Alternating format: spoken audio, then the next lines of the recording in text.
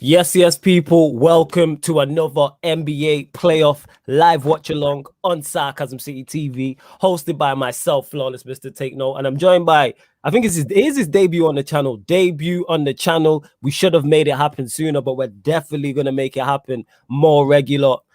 Yes, sir. Exceptional host, like one of the best. Like I seen this guy host a couple times on All for United. Shout out to them, one of the best hosts. So that's why I'm glad to have him on. Knows his basketball, knows his football as well. Welcome, Temmie, to the show. What are you telling me first and foremost? You good? Hey, appreciate that, bro. I'm glad to be on the channel, bro. Big fan of the channel, man. There's a lot of good shows on here. Some funny shows. I've seen the Man City podcast that made me laugh a couple times. The United podcast too. This is a great channel, so I'm excited to be doing a show with Flawless on his platform, bro. I'm excited. Yeah, man, love for that. Much appreciated. And we're definitely going to make it happen more regular as well. Like 100%, whether it's basketball, football, or even current affairs, definitely 100%. But this, like I stated, people, is the live watch along NBA playoffs. And this is the Philadelphia 76ers versus the Atlanta Hawks game 2. Obviously, the Atlanta Hawks won the first game. I'm correct in saying that. Yes, the Hawks won the first game. I couldn't remember. There's so many playoff games watching. There's so much information to take in. But yeah, the Hawks won game 1. But yeah, 76ers versus the Hawks game 2, brought to you by Sarcasm City TV. Please make sure if you're watching on the Twitter right now, make sure you hit the retweet button, hit the like button, follow myself, follow Temmie also as well. They're all tagged within the tweet. You'll see it if you follow with me on Twitter. Or if you're watching on Twitch, please make sure you're watching on Twitch. If you're watching on Twitch, you hit a follow and subscribe. It's Sarcasm City TV on Twitch. And equally important as well, if you're watching on YouTube, make sure you hit the like button on the YouTube. Make sure you share it across all the socials and subscribe to the channel Sarcasm City TV. And when you subscribe, make sure you hit the notification bell because we go live every day and there's an upcoming live stream section on the channel and you can see all the shows. And we will continue to bring you live watch-alongs of pretty much all the games in the NBA playoffs. So we're in the semis, but we'll bring you the rest of the Eastern semis, Western semis, finals of both conferences, and the final itself. But let's get into it anyway. Obviously, I'll hand it over to Temmie. First and foremost, who's your team? I didn't ask you who you support. Who's your basketball team? I grew up in the DMV, which is the DC, Maryland, Virginia area. So I'm a Wizards fan, which is a tough life to live. Tough life to live because we suck. It's hard. You know what I'm saying? But that's my team. I rock with them. That's my first like sports team that I fell in love with. You know what I'm saying? So yeah, I'm here with it now. But yeah, I definitely rock with the Wizards. I love LeBron. If I'm not talking about the Wizards, LeBron's my guy. You know what I'm saying? Yeah. He's my GOAT. I can talk about that all day long. Wizards fan and excited for the rest of the Eastern Conference. These Eastern Conference playoffs. It's gonna be good. Yeah, 100%. So who do you have in regarding the watch along? We're watching the 76ers, the Hawks. Who do you have? Do you see the Hawks making it 2-0, or did you see the 76ers leveling up the series? Yeah, I see the Sixers leveling up the series. I think that Atlanta almost in a weird way caught Philly off guard with how well they played to start the game 1. 40 points in the first quarter. That's not something that Philly's known for allowing. You know what I'm saying? I think they're like the top 2 defense in the league. Ben Simmons is all-NBA defender. Joel's an excellent defender. They have wing defenders who can switch, and Danny Green, Tybalt, Tobias, okay defender. So when Atlanta put 40 on them in the first quarter, I think it just was like, whoa, like it just hit them in the mouth. They didn't expect that. Then they grew into the game. They cut a huge, I think Atlanta was up by 20 something at some point. They cut it all the way down to 2 points and made it a game after they kind of got back in a rhythm offensively, started getting stops. You know what I'm saying? So I think Philly's just a better team. They are, in my opinion. I think they played better all season. Joel's hurt. That's the big problem right now is, can we trust Joel's health? He's playing on a torn meniscus, which is extremely dangerous. So that's the only thing I think that could stop Philly from winning this series. I definitely see the 76ers having it's going to be a big win today, in my opinion. I definitely think it's going to be a big win. And who do you have winning the series overall? So you've picked Philly to level it up. But who do you have winning this series overall and how many games? Yeah, I still think Philly's going to win in 6. I think they win game 2, and I think they take one of the games in Atlanta. one of Atlanta's first 2 home games. I really believe that. If they gotta find a way to get Trae Young out of a rhythm. He was way too comfortable in the beginning of the game, get into his spots, get into that floater he likes. He was hitting a ton of threes. I mean, I think he had like 4 threes in the first half, something crazy like that. I don't expect Trae Young to, be that hot from 3 again. He's a very good 3-point shooter, but he's at his best when he's on the bounce in the pick and roll, getting into the lane and hitting those floaters. And Philly has to find a way to stop that. And they're built to kind of stop that because they can switch in the pick and roll, which a lot of teams don't do well in the NBA. So, I definitely see Philly kind of making adjustments. Doc Rivers is a great coach. So I think they'll make some adjustments and get this series back and get home court back. All right, interesting. Big up to everyone who is locked in. Big up everyone that's locked. We are waiting for tip-off. Big up Dan Levitt, who says, big up. I missed last night's streams. I ain't missing today. Yeah, man, big up to you. Like I said, we not only will we be doing the 76ers Atlanta Hawks immediately following this, we will be doing a live watch-along of the first game of the Jazz and the Clippers. And tell me, I'll ask you on that. Jazz, Clippers, who do you have winning game 1 over there? And why? And who do you have winning the series overall over there? This is a tough one. This is a really, really tough one. My head is, for some reason, telling me Clippers are going to steal this game, even though they are notorious for, big playoff slip-ups. There was something about that Mavericks series that showed a lot of mental toughness to me. Ty Lue's not afraid to make big decisions. As a coach, benched 2 of his starters, to get the rotation in that he wanted to fit, to beat Dallas. Utah's a good team, man. Like, I know a lot of people are counting them out, even though they are the number 1 seed. They're a really good basketball team, and they really play well at home. They have a great home court advantage. The fans are back. So my head is telling me Clippers for this game, though. And I think it's going to be a tight series. I think Clippers in 7. I think we got Clippers in 7. Yeah, it shouldn't be Clippers. Clippers should win it, in 6. Or the talent discrepancy. The Clippers have way more talent on their team. They have Kawhi Leonard, 2-time Finals MVP, and 2-time Defensive Player of the Year. Paul George is a 4 or 5-time All-NBA defender, amazing scorer, All-NBA player. And then Utah has a great defensive anchor in Gobert, and a young star in Donovan Mitchell, who's he's been proving me wrong every step of his NBA career because he's the truth. But that being said, the Clippers have much better talent, in my opinion. They have a coach who's a championship coach who's won a ring already. They should win in 5 or 6, but because of their demons, I think that the Jazz will get some games that they probably shouldn't get. So Clippers in 7. The reason why I laughed at you saying the demons, because everybody, whether it's people who have been on the platform and like yourself and spoke about the Clippers, or people in the comments, everyone just gives them a hard time. Everyone calls them the dippers, the flippers. They can't get the job done. People call him playoff Pete. They've had a lot of big flop moments over the past, 7 years, around that time frame. Like, the Clippers are a historically terrible team. Historically awful. I mean, terrible ownership. They got a new owner now, Steve Ballmer. I think he used to run Microsoft, so this man's rich. They got a new owner now. Yeah. They have a team. They've had a really good team for the past 6-7 years, but they haven't been able to break that hump of getting past the second round. I don't think they've ever made the conference finals in their team's history. No, they haven't made it. So, they haven't been able to get over that hump. I think Temi has froze there. I will bring him back on. Big up here, only because he froze a little bit there. Say that again. Oh no, my bad. I was saying that I think this year, especially beating the Mavs when they were down 0-2 at home, down 30-11 in game 3, and then found a way to claw that out. That's a lot of mental toughness I didn't think they had. So maybe this team is going to be different than the ones we've seen in the past. Okay, fair enough. Fair enough. Lead to lead here says Clippers. He says Clippers in 6. Clippers and Suns is the next round. He's got Kawhi as a robot. He also says LOL. He says they have been the Stoke of the NBA up until now. See what I'm saying, man? People are always on the Clippers case, man. No, it's always. It's facts. They are terrible. Like they're just essentially their whole existence in the NBA has been like the Lakers' little bro. You know what I mean? They're never. I think Ballmer's trying to move out of the Staples Center. You know what I'm saying? Just to get away from that, we play in the Lakers. Because like the Lakers, obviously, historically, probably, you know, they could argue they're the best team in the NBA history all time.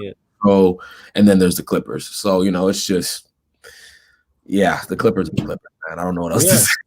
The Clippers, that's what everyone says pretty much. The Clipper, everyone always on pandemic. Yeah, like we call him like playoff P. People were calling him pandemic P. Oh yeah, pandemic P, way off P. I'm like, yo, you lot are taking levies. Always on Paul George's case. What you saying, Flawless says, Naeem, big up to you. Big up everyone that's locked. Please make sure you hit the like button if you are tuned in. Please make sure you do that. Hit that like button on the video and subscribe to the channel if you are new. Make sure watch along. Like I said, we're going to continue to bring you watch alongs. Has tip off? Is it tipped off yet? I'm literally trying to pull up my link now. It hasn't tipped off. It hasn't tipped off. Okay, well, since we still have a little bit more time as well, obviously we found out you're a Wizards fan. You've got the Clippers winning that series in 7. Sorry, said you Clippers. You have the 7-6ers winning this series in 6. Onto the Nuggets and the Suns. Obviously, the Suns beat them yesterday. We did watch that. Your thoughts on that series and who you have winning? Yeah, that's going to be an interesting series. If the Nuggets had their second best player in Jamal Murray, I think it's a completely different series. Jamal Murray is an excellent basketball player. Like if y'all don't know who he is, man, he's the truth. Had a couple 50-point games in the playoffs last year. Clippers were they were down 3-1 against the Clippers, came back and won in Game 7, and that was due a lot due to Jamal Murray and what he did in the playoffs. So yesterday showed that he was a big miss. He was a big miss because sometimes the Nuggets couldn't get into their action the way they wanted to. Jokic is essentially playing point guard, center, like he's literally doing everything on the court. Jumps. Yeah. Whereas the Suns are a little bit more balanced. They had, I think, 4 dudes who got 20 last night. That's hard to do in the NBA. 4 guys on one team to get 20. It's crazy. So the Suns have a little bit more balance. Defensively, they have more options. They have a few guys who can switch. Whereas Denver, they're kind of playing no Jamal Murray, no Will Barton. You know what I'm saying? Mid-season acquisitions and Aaron Gordon, who are getting big minutes now. So I lean towards the Suns in that series. Nikola Jokic just won MVP today, so shout out to him. You know, he had a great season. Kept the Nuggets, afloat even when Jamal got hurt. So big shout out to Big Yoke going that MVP this season. But I think the Suns, especially after the confidence of beating the Lakers, I see the Suns winning in probably 6. Okay, so you got the Suns in 6. So you've got a long series then, because you've got this one going 6. No, you got this one going 7. You got the Jazz and Clippers going 7. Yeah, second round, Nuggets going 6. Okay. Yeah, second round normally it gets tighter, especially this year. There's a lot of teams that are kind of, especially in the West, a lot of teams are really evenly matched. The Nuggets, the Suns, Portland, Dallas, Clippers. Like there's a lot of teams who, I wouldn't be shocked if they either team won. So I think it's going to be a lot of close series. I think the stars at the end of the day are the guys who are going to eke out those wins for their teams. I think, except for in the case of the Nuggets, where I think, Jokic is the best player on the court. But yeah, they're going to be close games. No question about it. Okay, I hear that. Fair enough. But you just said there about it being close. So let me switch over. Let me talk about the Eastern Conference, because we've seen them play yesterday and they've been on smoke. Yeah. The Nets. Do you see anybody stopping the Nets? Because what I've noticed is when I've asked, whether it's people who have been on the stream or people in the comments, they will, when it goes to the East, they'll say the Nets are getting through to the finals from the East. And then the West, you'll get more mixed answers. Do you see anybody stopping the Nets? Are they your favorites to win the championship overall? Man, I've been pretty anti-Nets all season in terms of their ability to get to the finals, and I think I've been wrong about that. I'm gonna be honest with you. Like in the regular season, in NBA history in general, if we just go back in NBA history, it's rare that you find a team that can A, get to the finals, and then B, win a championship without having a good defense. And the Nets were terrible defensively all regular season. And I just thought, yes, they can outscore people, but in the playoffs, you're not going to be scoring 140 points every game. You're not going to be scoring 130 points every game. It just doesn't happen.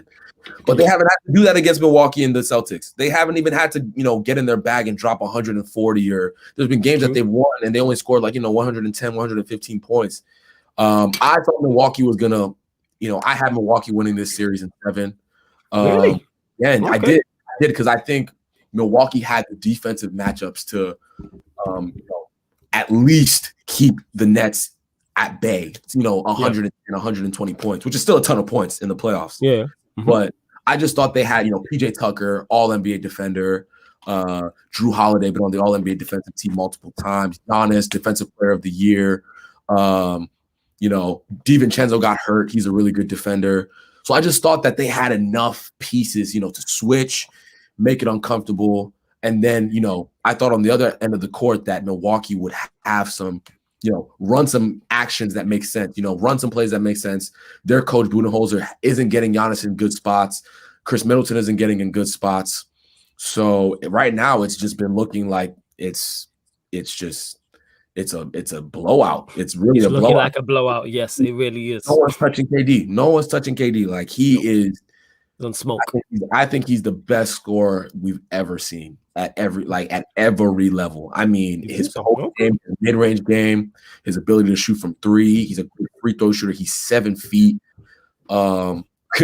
It's like his shot is unstoppable. I saw him. Giannis is a defensive player of the year, and he made Giannis look average yesterday defensively. He made him look extremely average. So he did. Yeah, no, Kevin Durant is he is a scary basketball player, and I just can't see Milwaukee coming back. I mean, I should give Milwaukee the benefit of the doubt. They're going to go back home to Milwaukee. I should give them a chance to rectify themselves in Game 3. But if they continue offensively playing the way they are, Chris Middleton not getting his spots, getting bad looks, Giannis not getting in the paint where he operates best, taking threes when he shouldn't be taking threes. I don't see this series lasting very long at all. Yeah. Well, I hear that. I hear what you're saying. Big up Sheik, who says Flawless my G. Big up Kasim, who says tell me where you from, brother. Big up always from sunny San Diego. Flawless. Big up to you watching, and I let Temmie tell you where he is from. Yeah, bro. What's good, Kasim? I see you're a Celtics fan. That hurts my heart. You know what I'm saying? But I still respect you. No, I'm playing. I'm from the DMV, so originally from Maryland. Currently live in Maryland right now. So big Wizards fans. Celtics have hurt my heart a couple times in the playoffs. So it's bittersweet. You know what I'm saying? Tip-off's about to start here in a second, I think. Maybe. Okay. If tip-off's about to start, I'll let you answer this last question quick, and then obviously we'll get into the game. Thoughts on the Bucks? If Dante DiVincenzo injury is serious, will it be a big blow for the team hopes of a comeback? Yeah, no, it's a huge blow for the team, and he's out for the rest of the playoffs. So even if they beat the Nets, he's out for the rest of the playoffs. He's just important more so for the rotation. The Bucks don't have the depth that the Nets do in terms of guys who can go and get buckets and then, and create. DiVincenzo is one of those guys you can put in some action. You can put him in a pick and roll and he can make something happen. That's one less player who can do that. Honestly, the Bucks really only have Drew Holiday, Chris Middleton, who can get in the pick and roll and, create for others. And Middleton doesn't do it very well. Drew Holiday does it much better, but DiVincenzo was another guy you can put in a pick and make the Nets a little bit more uncomfortable. Oh, Philly. Okay, here we go. Boom. Danny Green dunk right there. Okay. I love that. Oh, boom. Yeah. I like that. Let's go, that's a great question right there. That's a great question right there. But DiVincenzo is a big miss for them. No question about it. Well, we are going to get into it. Like I said, 76ers versus the Hawks. NBA Live. Watchalong on Sarcasm City TV. Temmie and myself will be bringing you all 4 quarters of the game, and I'll be here mediating. Temmie will be giving you the in-depth analysis and answering any questions you have. Oh yeah. Drop as many questions as y'all feel like, man. There you go. Temmie's ready for it. Temmie's ready. And if you haven't seen Watchalongs on the channel before, you never know who is going to drop in at any given moment. Like somebody said in one of the comments, it's like the Royal Rumble. You never know who's going to drop in on the Sarcasm City TV Watchalong. So yeah, you're not sure who's going to drop in. But yeah, let's get into the game. Literally just get my link sorted now. Yeah. How many minutes has gone? Obviously, you'll be slightly ahead because I'm watching. About a minute and a half has gone off. Minute and a half. Okay. Definitely a big defensive adjustment. Ben Simmons on Trae Young. Yeah, cool. Interesting. Really interesting right there. Ben Simmons on Trae Young to start the game. Got to see that more often. Yeah, cool. Yeah, because man's just starting now. 1 sec. Let me just go get the thing to rest my phone on. 1 minute. Yep, no problem. No problem. Yeah, guys, make sure to hit the like button for my boy Flawless. You know what I'm saying? Drop some questions. Drop some questions for your boy while we're watching this game. Tobias Harris coming off a pick. Big switch right here. He's on Bogdanovich. We'll see what he does. Oh, Joel at the top of the key. That's easy money right there. When Joel gets a head of steam to the basket, he's hard to stop. He's real hard to stop. Real hard to stop. Great player. Oh, yeah. That's what the Sixers want right there. Oh, wow. Right out to run. 10-2. Right out the gate for Philly. 10-2 gate right out the gate. 10-2 right out the gate. Hawks call time. Hawks call. That's a Hawks great call time already. I've literally just seen start for Philly. They up 10-2. Great start for Philly. Yeah, I've seen the Hawks a second ago just make their first bucket. Let me try and refresh this. I'll try to get this more closer to the time. Timeout already. All right, jeez. All right. There we go. Pyramid scheme here saying ATL looks shook. Yeah. If Kawhi wins another final this year, does that make him the best ever? 3 chips for 3 different teams as the leader. Your thoughts on that? I'll say hell no. What? Not a chance in hell. He's not in that conversation. He will never be in that conversation. Yes, that accomplishment of 3 finals MVPs on 3 different teams would be impeccable, but he will never surpass LeBron James in my eyes. He will never surpass Kevin Durant in my eyes. He'll never surpass Michael Jordan in my eyes. But he is a great basketball player. He can, if he does that, he's definitely in that top 20 conversation, pushing to top 15. If he does that, and it's a big if, but he's definitely never going to be in that top 5 conversation for me. No chance. Bogdan, how do you feel? Is that Bogdan? Bogdan won the MVP at the last World Basketball Championship, and the Serbian team easily defeated the United States team. Big up to you. Obviously, I can't see what your username is, but big up to you. Led to Led is asking, says, what makes Kawhi the best ever? 7 chips. I mean, sure. If he gets to 7 championships, by all means, he's the GOAT. But that's not going to happen. That's never going to happen. Yes, let me just explain the story of Kawhi. First Finals MVP, he wasn't the best player on that team. He won Finals MVP because he played great defense on LeBron, and LeBron still averaged his 28 points, probably double-digit assists and 7-8 rebounds. That first Finals MVP was almost like a team award. Second Finals MVP, he gets it. He wins in Toronto. That's a great achievement. But there's no Kevin Durant, there's no Klay Thompson on that Golden State team. So you got to put some context into it. If he wins a Finals MVP with the Clippers, though, that is crazy. I can't even. If you can lift the Clippers to a championship, that is a huge accomplishment, and he definitely will go up in my book as one of those pantheon players. But no, he's just not a better basketball player than LeBron. Fair enough. Yeah, he was just seeing if you were being biased earlier in it. That's what Led to Led was trying to see. I don't care about the Clippers. I don't have hate for the Clippers. They've never hurt me in any way as a basketball fan. Like, it's more just a joke. Like, if they win a championship, that's good for them. It's like that's really good for them. But I have no bias against the Clippers. They're in the West. They're in the Western Conference. They're not in the conference that I have to worry about. So, nah. you're just like, yeah, whatever it is that type of thing. It's the Clippers. I just talk about the Clippers in truths, nothing else. No, fair enough. Fair enough. That's fair enough. Fans in European basketball are crazy compared to the fans in the NBA. In European basketball, smoke flares are thrown. All the fans are shouting and singing, and the whole basketball hall is shaking. They look like a vibes. I've said this. I want to go to an NBA game stateside. They just look like a vibe. Yeah. Oh, they yeah. Look like a vibes. NBA games are really fun to go to. Yeah, really good experience. Yeah, no, NBA games are definitely fun to go to. Definitely not flares or anything like that. That would be wild. But yeah, no, they're always a good experience. I've been to quite a few. It's all love. Next season, when when we're kind of back to normal, I'll definitely be at tons and tons of Wizards games. That's for sure. Yeah, I hear. I really want to get out there. Like I say, just to be on the jumbo screen, get the big, the big finger fit, the big finger huntings, like them. Like it just looks fun. The food we've been discussing this. Like they just look like our whole vibes. They look like our whole vibes. Lead here says Larry Bird or LeBron James, who's better? They really delivering the question to you. I mean, LeBron James, of course. Oh, of course. LeBron James is his guy. That's his guy. Larry Bird. First of all, Larry Bird, in my opinion, he's probably a top 8 basketball player of all time. I just think LeBron is better at so many things. And considering who he's faced in the finals, versus the teams he's had at his disposal and the players he's had at his disposal, I think LeBron James is clearly better than Larry Bird. No question about it. But Larry Legend, all-time clutch player, all-time basketball player. But I think the records LeBron is going to break, plus the amount of finals he's going to win. I think LeBron's on number 4.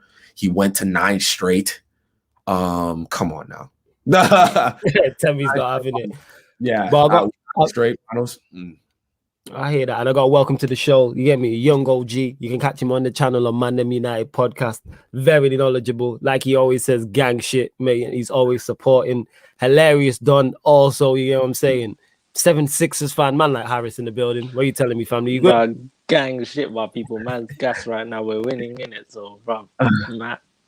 Oh, for fuck's sake. Yeah, yo, Harris, meet my Don. I don't know if you might have met, but Harris, meet my Don. Temmie, bro, big up Temmie, bro. Respect to you, bro. What's good, bro? Yeah. All United, we're all United fans. Where are you in the game? So I don't mess. Bro, I'm on 741, bro. I'm watching it live though. Oh, so you're actually ahead of me, so that's all good. Yeah. Yeah, that's calm. Keep us posted in it. I'm the furthest behind, but that's not a problem. All right, Flawless, is this the first Sixers game you've ever watched? Yeah.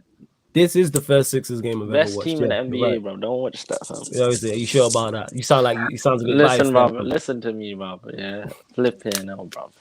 You sound hella biased. Like Doc Rivers actually patterned up from hopefully they don't catch up in it, but it's looking like we'll blow them out, bro. You sounded hella biased, fam. Bro, you gotta run your biases sometimes, you know. You gotta back shit with your chest, bro. That's a great move. Yeah, Philly's defensively out the gate. They're not, like I said earlier, flawless. They're one of the best defensive teams in the league. They allowed 40 points in the first quarter last game. That normally doesn't happen, and they've already Atlanta only has 4 points right now with 5 minutes into the quarter. So that's only because Doc Rivers put Danny Green on flipping Trae Young, bro. I don't know why he would do that. Ben Simmons is now Trae Young. That's a big difference right there. But 100%. Big difference. So, what's the current scores on yours? Danny Green's a great defender, though. Like, he's been a really good defender. No, I know, but I was thinking, why not put Ben Simmons on this whole time, bro? Like, that's the thing, and it's like, but I hear you, but even Lakers fans are getting annoyed with Danny Green. Oh yeah, he last season he definitely didn't have a great season, but he's had a much better season this year. I think he improved. His 3-point shooting got back to where it normally is. No, 100%, yeah. Tell me, what team do you support? I'm a Wizards fan, bro. So yeah, Washington. Yeah, we smoked. We didn't even. Bro, how did you end up supporting the Wizards? Like, that's what I want to. I've never met a Wizards. I'm from the DMV. I'm from the DMV, so I'm like, I live right now. I live like 30 minutes away from the stadium. I grew up when I was younger. Gilbert Arenas, man, legend. Y'all don't know. Y'all probably don't know Gilbert like that, but I've heard of this guy still. Yeah, Gilbert was the truth when I was a kid. So yeah, that was what made me a Wizards fan for real. And my parents we're also Wizards fans, so it just kind of was in my blood. Man, like Trae Young, bro, assisted. Oh, Seth Curry just get into the cup easy, bro. Oh, that was. I hear that. Big up Devontae as well, who says he put Green on him first, so Simmons wouldn't be tired in the second half. Great defense. Yeah. And Jared here is saying they need Doc Rivers for defensive stability. No, for sure. The defense they're playing right now, Trae Young is not getting to his spots. He's trying to get in the high pick and roll, but they're switching real good and not letting him get that floater off that he likes. And he just turned the ball over. Embiid with great defense. You know what I'm saying? Yeah, this is exactly what you want. You want Trae Young taking bad threes. You want him outside the paint. And that's what they're getting right now. Embiid's about to get some easy money right here. Okay, defensive three. Oh my gosh, flipping now.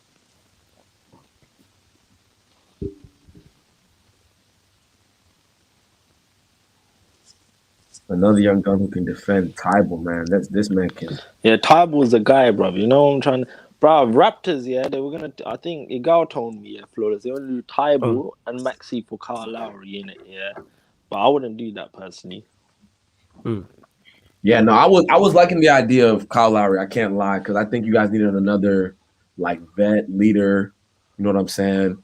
Tybal's a really good young player, though. You know, but I think Kyle Lowry can still defend. He can still, you know, he's another player who can get his offense. You know, oh, that's a great shot. Oh my goodness. That's a great shot. Embiid in rhythm. That's a great shot. But yeah, no, I would if I were you, I would have definitely taken Kyle Lowry for sure. You need a bulldog. You need another bulldog who's been there and done that. Now I hear what you're saying, yeah, but it's like, fam, like for me, yeah, like I feel like long term they're better in it. You know what I'm trying to say? Yeah, long term for sure. But I just think that, you know, if you're trying to win a ring, like sometimes you got to think short term. You know what I'm saying? Because you can never say, "Oh, well, we'll do it next year." That's what the Celtics just did for the past 5 years, and now they're looking like they're not in the best spot. So when you have an opportunity to make your team better here and now, sometimes you just got to pull the trigger. Especially when you got a guy like Embiid, who's a Pantheon player. You got Ben. You know, just go for it. You know what I'm saying? I got calm one another, bro. You see how we're just smoking Atlanta Hawks right now, bro? They can't touch us, fam. It's like people were trying to tell me, yeah, Atlanta Hawks, yeah, on their chat, they were like, "Well, watch, you're gonna get blown out 4-0, yeah." Where you man at now, bro? Because you man are nowhere to be seen. Yeah, anyone who was saying that is crazy. I mean, yeah, if you watch basketball, you know Philly wasn't gonna go like that. Big shot by Philly Green. Tell me, let me ask you this, yeah. What's your thoughts on Westbrook, bro? Yeah, I mean, my thoughts on Westbrook, like I really do like Russell. I don't want him as I don't think I'm ever winning a ring with Russell Westbrook as my point guard. You know what I'm saying? That's just me. But like as a Wizards fan, just putting it into context, like he had a great season. I have no ill will towards him. I know we're not winning a championship, so why not be entertained? And he's exactly. So yeah, it's a mixed bag. I think we need a better coach. But Russ did his thing this year. I mean, there's only so much he could have done. The fact that we even took a game off y'all is what. No, I know, bro. I was pissed when I saw you lot win that one game, bro. I was like, fam, you should have not gone to game 5, bro. Yeah, you good, Flawless? Yeah. I just flicked the wrong switch and turned the off Old Trafford connection in it. Nah, I flicked the wrong switch and turned off my laptop charger. That's all. I flicked the one switch next to me. You know what I'm saying? Mine's good. Bro, Flawless, you know I'm actually gassed that you're doing the Sixers watch along in it, but maybe for the if it goes to Sixers versus Nets, maybe I ain't gonna be there. I'm joking. Why not, fam? You gotta go down with your team, fam. You know what I'm saying? And that you gotta take the smoking with your team, and you gotta hold that smoke. Can't be out here hiding. Well, you were there for the Villarreal watch. Yes, fam. You know what I'm saying? I wasn't there for the watch along, but I got cooked afterwards. Man went live twice after that game, and then the day after as well. And got cooked all 3 times. You know what I'm saying? I knew the smoke was awaiting me. I knew I was getting smoked. I knew it. You mentally prepare yourselves for man, I knew it was gonna happen. I was like, I'm gonna get cooked here, so just be ready, innit? You know what I'm saying? Oh my God! Don't even. I'm still trying to erase that from my memory. Yeah, serious. The people was baying for my blood. People was in the comments before the show started. We was on 20 likes before the show started. That's how many people was in the comments. The comments was jumping before the show started. There was 20 likes before the show, and it was like they wanted to see all the smoke. That's what it was. And then it was there for Mandem United the day after. Same people was there already. You know what I'm saying? Just reloading jokes and that. Talking about 1/4 and all this shit. It was mad. I couldn't handle it, man. Like my friend, he kept calling me on FaceTime, and they're freaking Arsenal fans as well, yeah. And it's like, I know why you pricks are ringing me. So I literally just turned my phone on airplane mode. I wasn't gonna have it. You know what it was? Like, and especially when it comes from Arsenal fans, it's the worst, bro. Because them man are shit. I will welcome that smoke with Arsenal fans, man. Y'all, they're shit. So it's like really anything you say, like anything they say. Who do they lose to? Villarreal. They lost to Villarreal. Villarreal, I guess. So I mean, but shit. But they lost to them in the semifinals, and they finished 8th. So it's kind of like that Arsenal is well. They finished 8th, bro. Like, don't talk to me, bro. Like, don't even talk to me. Like, there's just levels to this discussion, and they're not even in Europe next year. But hey, these men are moving like Everton, bro. That's how it is. Question for you three, man. Yep. Thoughts on listen, John Wall pre-injury. Let me tell you something about John Wall, man. Different. Like he was my favorite player for his whole time in the NBA. Like I can't emphasize how good of a player he was. I thought he was scary, underrated. The things that he did in the playoffs. Obviously, we never got to a conference final. You know what I'm saying? But he was a top playoff performer. He just wasn't. I think he didn't get the respect he deserved because he wasn't a great shooter. But athletically, as a point guard, his passing ability, his ability to get to the bucket, different. He was different, and I genuinely miss the John Wall era. Fuck's sake! Yeah, that's a great bucket. It's a great bucket. I genuinely miss the John Wall era. One of my favorite times as a basketball fan, for sure. Fair enough. I'm not gonna lie. I don't know who John Wall is. Like, I'm not. Bro, I started watching basketball this year, fam. I can't lie. If it weren't for Allen Iverson, I wouldn't watch it. I'm telling you now. But you see, Harris, that's why we have Temmie here. You know what I'm saying? And this is why we have people who are knowledgeable about the sport here. I'm a basketball historian. Yeah, I've been watching basketball since I was like 3 years old. There you go. I Temmie, would you agree? Yeah, like, because this is how I got into basketball. Yeah, like, entertainment wise, one of my favorite players is like Ronaldinho, in it. Yeah. So on Twitter one time I was like, who's the Ronaldinho of basketball, in it? Because I was like, obviously there's got to be one, in it. Everyone's like Allen Iverson, in it. Yeah. Until I saw the compilation, I was like, fuck yeah, it's actually Allen Iverson. So it's like that. No, but wouldn't you agree? Is that, bro? Who else is as like saucy as that guy? Like, I would say Kyrie's Neymar and Allen Iverson's Ronaldinho, bro. Yeah, no, AI was special. Like that crossover, his crossover was different. Who hit that three? Steph Curry, man. Come on. The AI's crossover was literally unstoppable. He had so many things in his bag. His ability to cross over, his ability to get to the rim, finish at like 5'11". He famously crossed up Michael Jordan his rookie year. He was a cheat. I mean, he took Michael Jordan on and with no fear as a 21-year-old kid and crossed up Michael Jordan. Very few people can say they crossed up Michael Jordan. So, yeah, no, he's different. He was different. One of my favorite players to watch growing up as a kid. So, yeah, that's a good comparison. There's tons of dudes out there who had great crossovers. Jamal Crawford, Kyrie, Steph. But AI is one. There was just like some agileness and quickness to his one, brother. His one was dirty. Like he would do it and then he would leave you hanging, bro. I saw his ankle breakers, bro. His ankle breaker compilation, bro. His peak. I saw some, bro. He literally does one crossover, sends someone flying, bro. He sends someone flying, and I was like, how has this man done this? He hasn't even touched the brother, and the brother's gone flying. Oh yeah. Yeah. Timothy says, Flawless, who's your favorite team? I don't really have a favorite team like Flawless. that. More fans of players.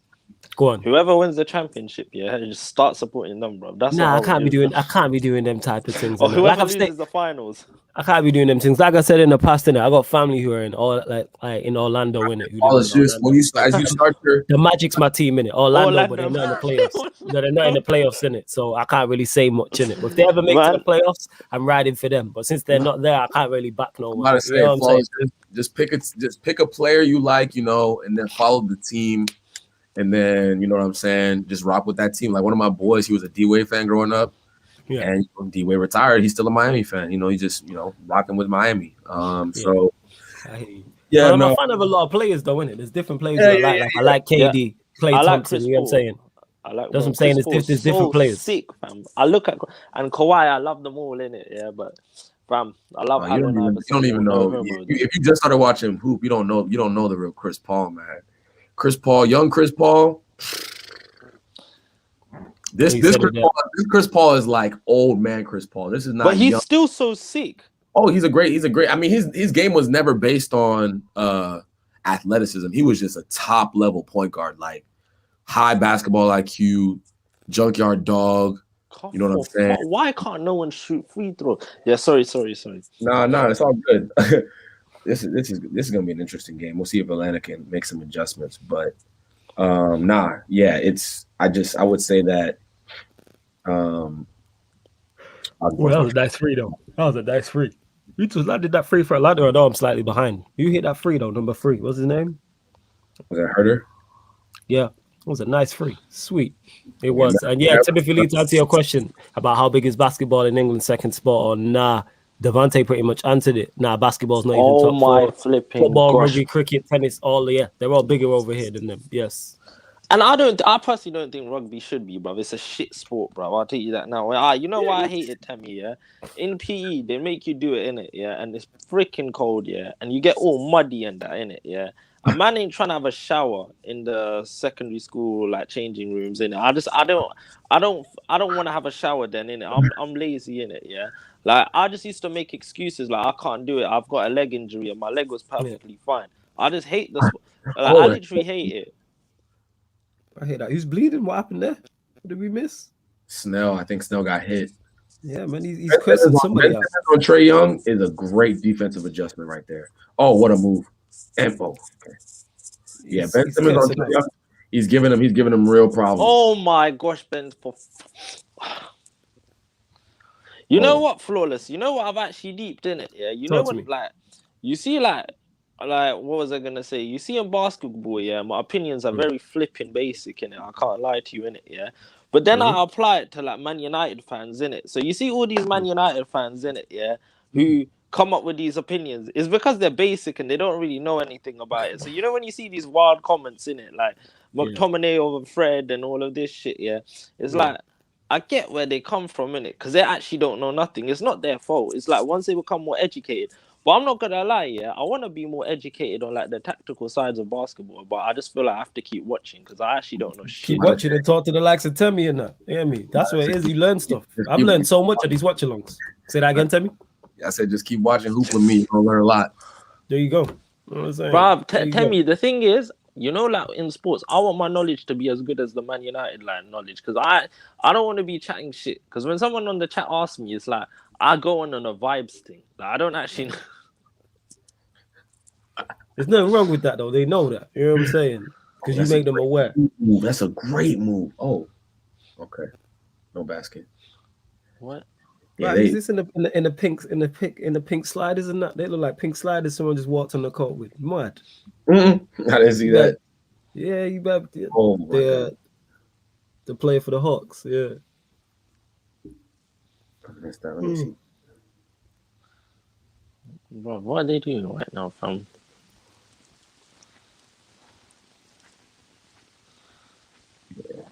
Great. Man's got the free throws still. Hold on. See, now I'm just watching that. I just watched it as 2 free throws. Nate McMillan got to make some adjustments now.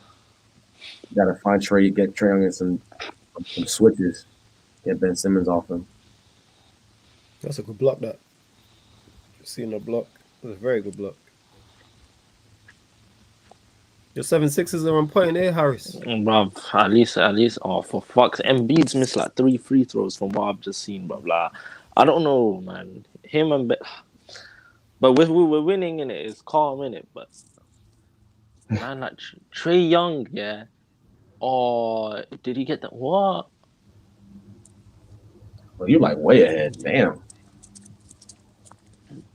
Bruv, I don't know what's going. Wait, certain times I don't know if it's a foul or what, bruv. Like, or what? I'm just seeing missed shots. I'm just seeing layups get missed. Oh, yeah, that's a foul. That's definitely a foul. What score is it on mine? 28-15. Yes, 29-6. Okay. Wait. Travel. How did Embiid foul him though? Like he didn't even touch him from what I saw. He got it once you jump like that, right? Yeah. Like so, Trey pump faked him, right? Yeah, that was 30 though. Yeah, once he gets in the air, yeah, you at the offensive player's mercy. That's a foul. Oof. But see shit like that, Flawless. Yeah, I'm getting educated, bro, because I didn't even know that. That didn't even look like a foul, but you learned it, man. Yeah, once you get in the air like that, and the offensive player leans into you, it's pretty much gonna be a foul, especially when you're a star player. Oh, I just seen that dunk. Jeez. Yeah. Oh my gosh! Oh, okay. See, that was a dunk with authority. That I know I'm behind you, man. But yeah. From Embiid, that was a dunk with authority. Why is Harris? Go on, Maxi, bro. That's a great move. What was that? That's a great pass. Bro, Trey Young, yeah, he's something else, man. For his age, bro. This guy. Yeah, he's a great basketball player. Still got some things to work on, but he's really improved this year, especially. Bro, listen, man. This guy, bro. Oh my god. Once that was bad. Yeah, once Trey gets in that paint, it's over. You're at his mercy. Tough. Flawless. You might not have seen him, yeah, bro. One up and coming player. Watchalong, bro. Like, obviously Utah went and smoked Grizzlies, yeah, but that guy is sick as well, fam. Him and Trey Young. I still think he's better than Trey Young in it. Yeah, I run my agenda, but fam. Yeah, you fam. You know what, Temmie? It actually scares me, yeah, because I think CP3 is so sick now, and you're like, young CP3 was a different beast, bro. But it's like he's so good, but why hasn't he ever won a championship though? Like, it don't make sense. Yeah, no. So I would just say, like, historically, 6-foot guys aren't the best player on the basketball team. It's just like a fact. You can only do so much when you're that small. You know what I'm saying? Like, yeah. A majority of NBA championships, your best player is probably 6'6" and up. It's just the fact. KD, LeBron, Kareem, Magic, Larry, Kobe, Shaq. Like, there's not a lot of 6-foot dudes in there winning championships as the best player. So, yeah, it's hard. It's really, really hard to win. It's hard to win rings, period. But then it's really hard when you're the best player and you're 6 foot tall. Like, there's only so much you can do. You need another guy who's a certified bucket getter. And Chris never really had that until he linked up with James Harden, and even they couldn't overcome KD, Steph, Clay. It's hard to win a ring, man. It's real hard to win a ring. Let me ask you this: who's better, Prime Iverson or Prime Chris Paul? For me, I would say Iverson. I could be biased though. I just think Iverson, there was just a dog about him that is just different. I don't know. Like, Chris Paul's a dog. Allen Iverson was the team he got to the NBA Finals was average. Like, average team. He got the second best player was probably Mutombo, bro, and that was it. Yeah. So he had an average team, and he was a 5'11" dude going head to head with Kobe. I mean, yeah, I just don't think Chris Paul had that in his bag. Like, AI, I want AI with the ball. at the end of the game. And I will with Chris Paul too, but in terms of getting a bucket,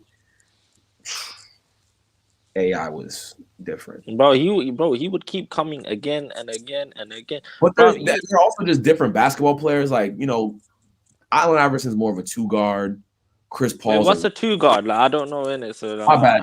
Oh, my bad. So a 2-guard is a shooting guard, right? Yeah. Allen Iverson was more of a shooting guard. Chris Paul's a point guard. You know what I'm saying? So, but what didn't Allen Iverson play in point guard though?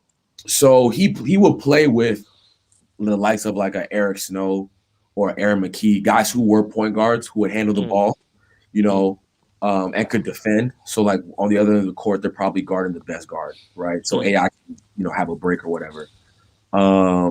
So AI had the ball in his hands like a point guard, but he's not really a point guard. He's a bucket getter. Like he is a certified, I'm trying to get to the cup and score on you.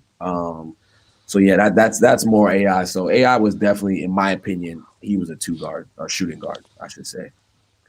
So I'll give you education right here, right now. So when I say positions 1 through 5, a 1 is a point guard, a 2 is a shooting guard, a 3 is a small forward, a 4 is a power forward, the 5 is the center. So just think about it like that. So when somebody says, "Oh, you know, a 1-4 pick and roll," that's a point guard, a power forward setting a pick for a point guard, or you know. See, I heard that one time. I was like, "What the fuck are they on about?" Yeah. So when they say 1 through 5, just think point guard's a 1, shooting guard's a 2, small forward's a 3, power forward's a 4, a center's a 5. Fam, and what's the small forward do again? Sorry for asking you. No, it's not. I mean, there's questions up, man. No, those are good questions. I mean, there's different kinds of small forwards, right? Small forwards, you're gonna have the LeBron type of small forwards, kind of rare, where they're ball handling. You know, they kind of play point guard.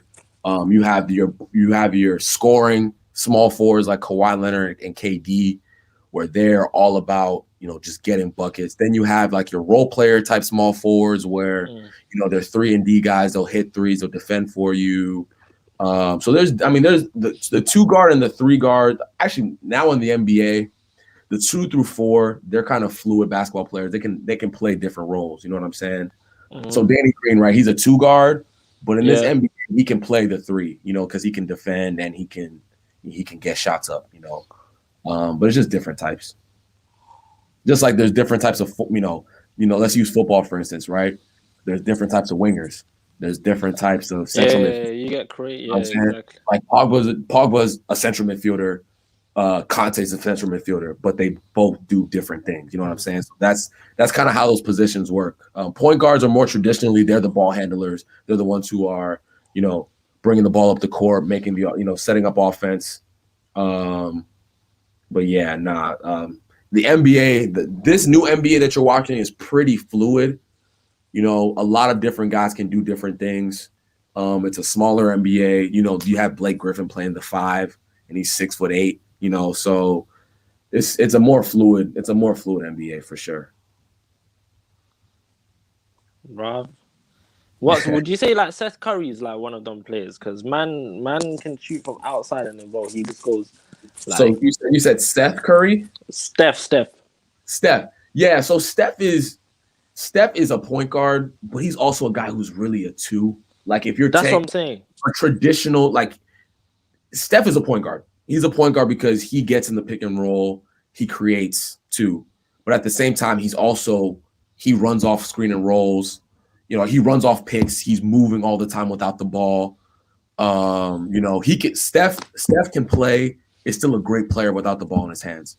Whereas a lot of point guards aren't like that. So if you were to, you know, say what is his best position, you know, he's more like a 2-guard, but you know, I gotta check on my puppy eventually here. I don't know what he's doing. But yeah, he's more of a 2-guard to me, but he plays the 1. Hold on, let me check on my puppy because I'm just hearing. No stress, man. No stress, I'm no business, man. Something right now. Nah, it's calm, man. No stress. Big up everyone who is locked. Big up everyone that's locked. Obviously, you get me. We are learning here. You know what I'm saying? Flawless. Should I give you a good fact, bruv?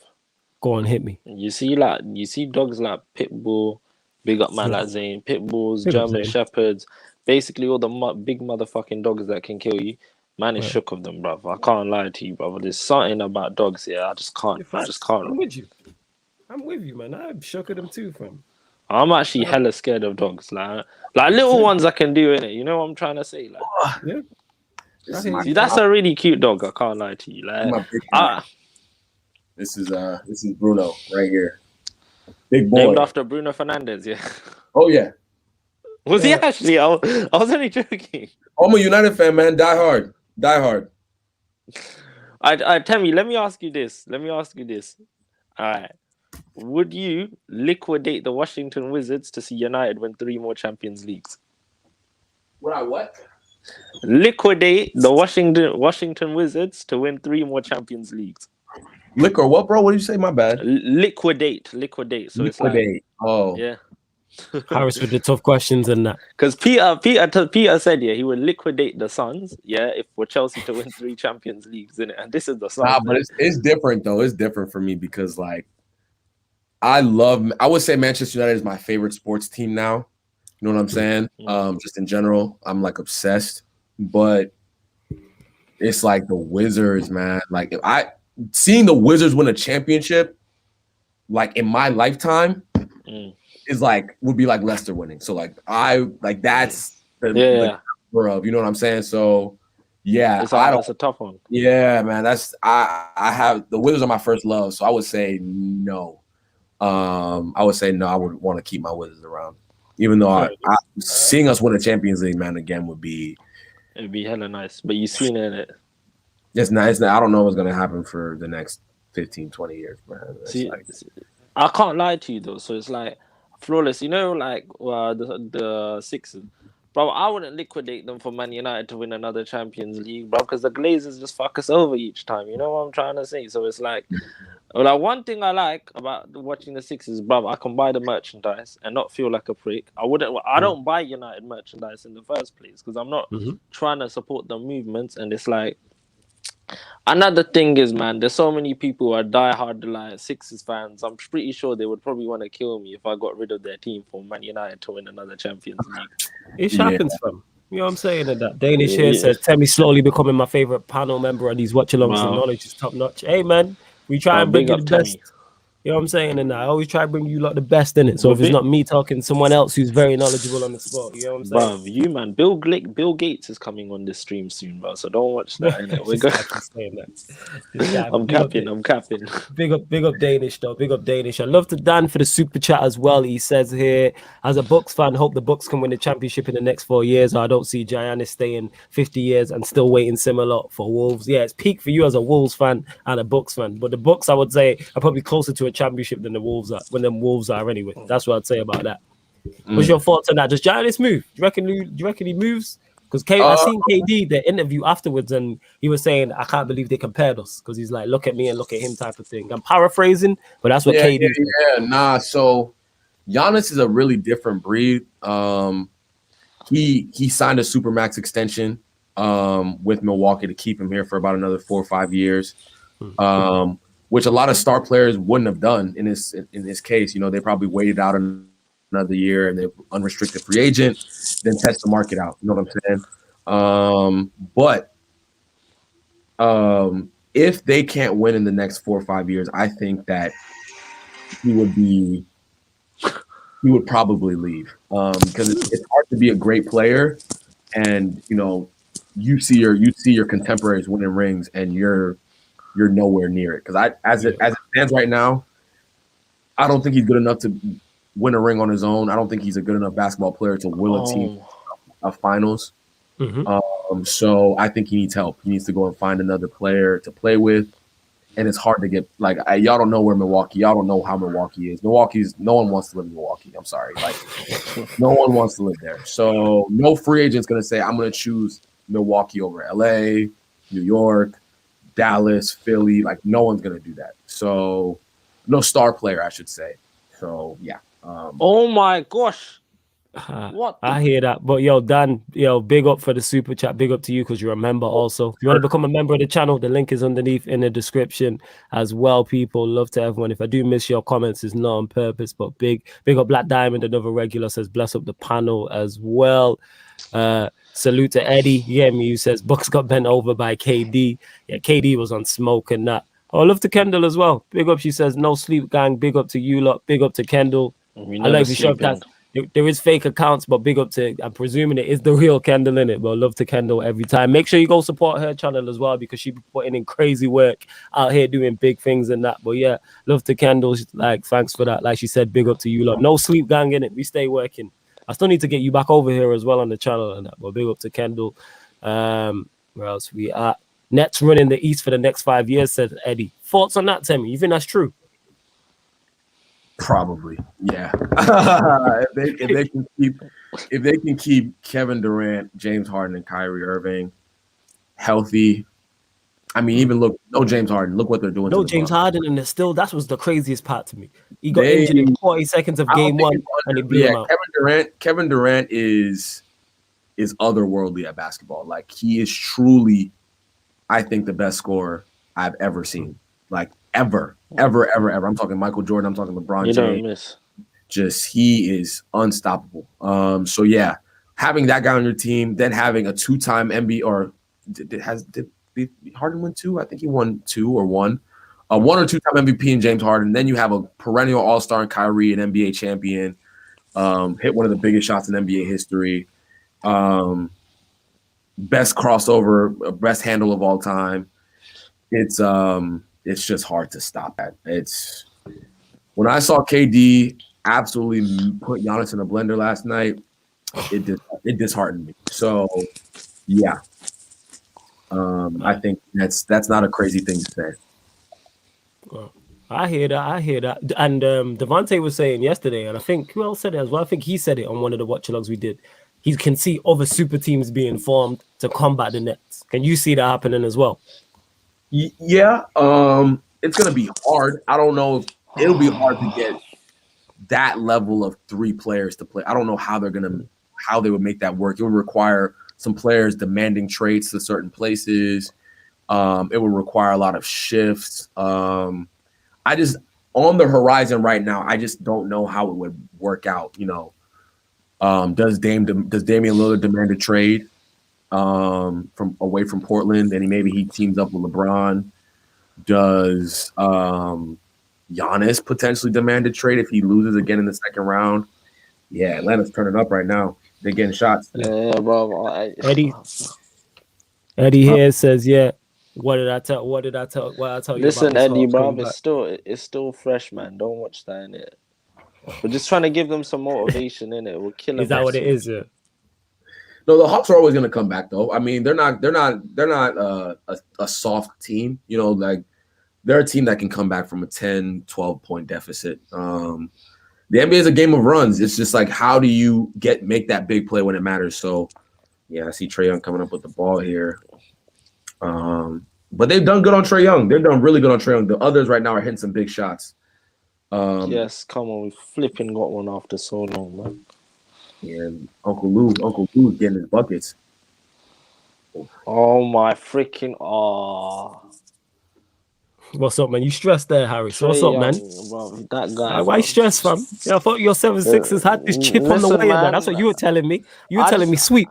I love the roller coaster ride, innit? I'm not stressed. I just love the roller coaster ride. That's what it is. Oh, is it? Okay, all right, sure thing. Whatever you say and that. That's a whatever great you say. Joel. Whatever you say.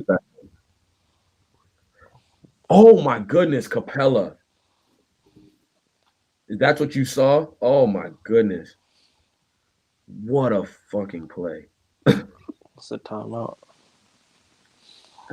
Big play. Trae Young getting into that paint, wreaking havoc.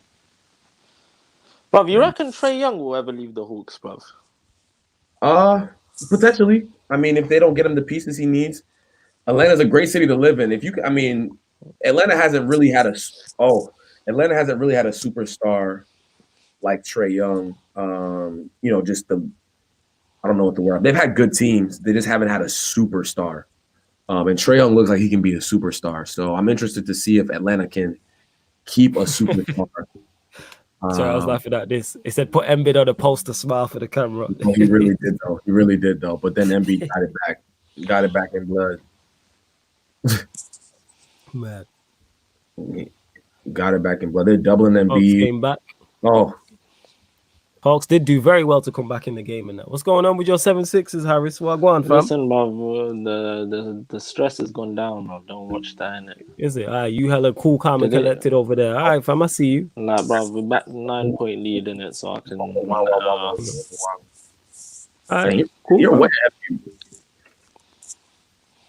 Cool, fam. Like, it's you know, emotional roller coasters in life. They're just needed sometimes. You know what I'm trying to say? It's like sometimes you need to boost your heart rate. Hey. Life's just going a bit too slow. You need some stress here and there. Hawks turning the ball over. That's what's killing them right now. Oh yeah, Seth Curry. That's all day. Yep. Okay. Seth Curry don't miss, bruv. All day. There we go.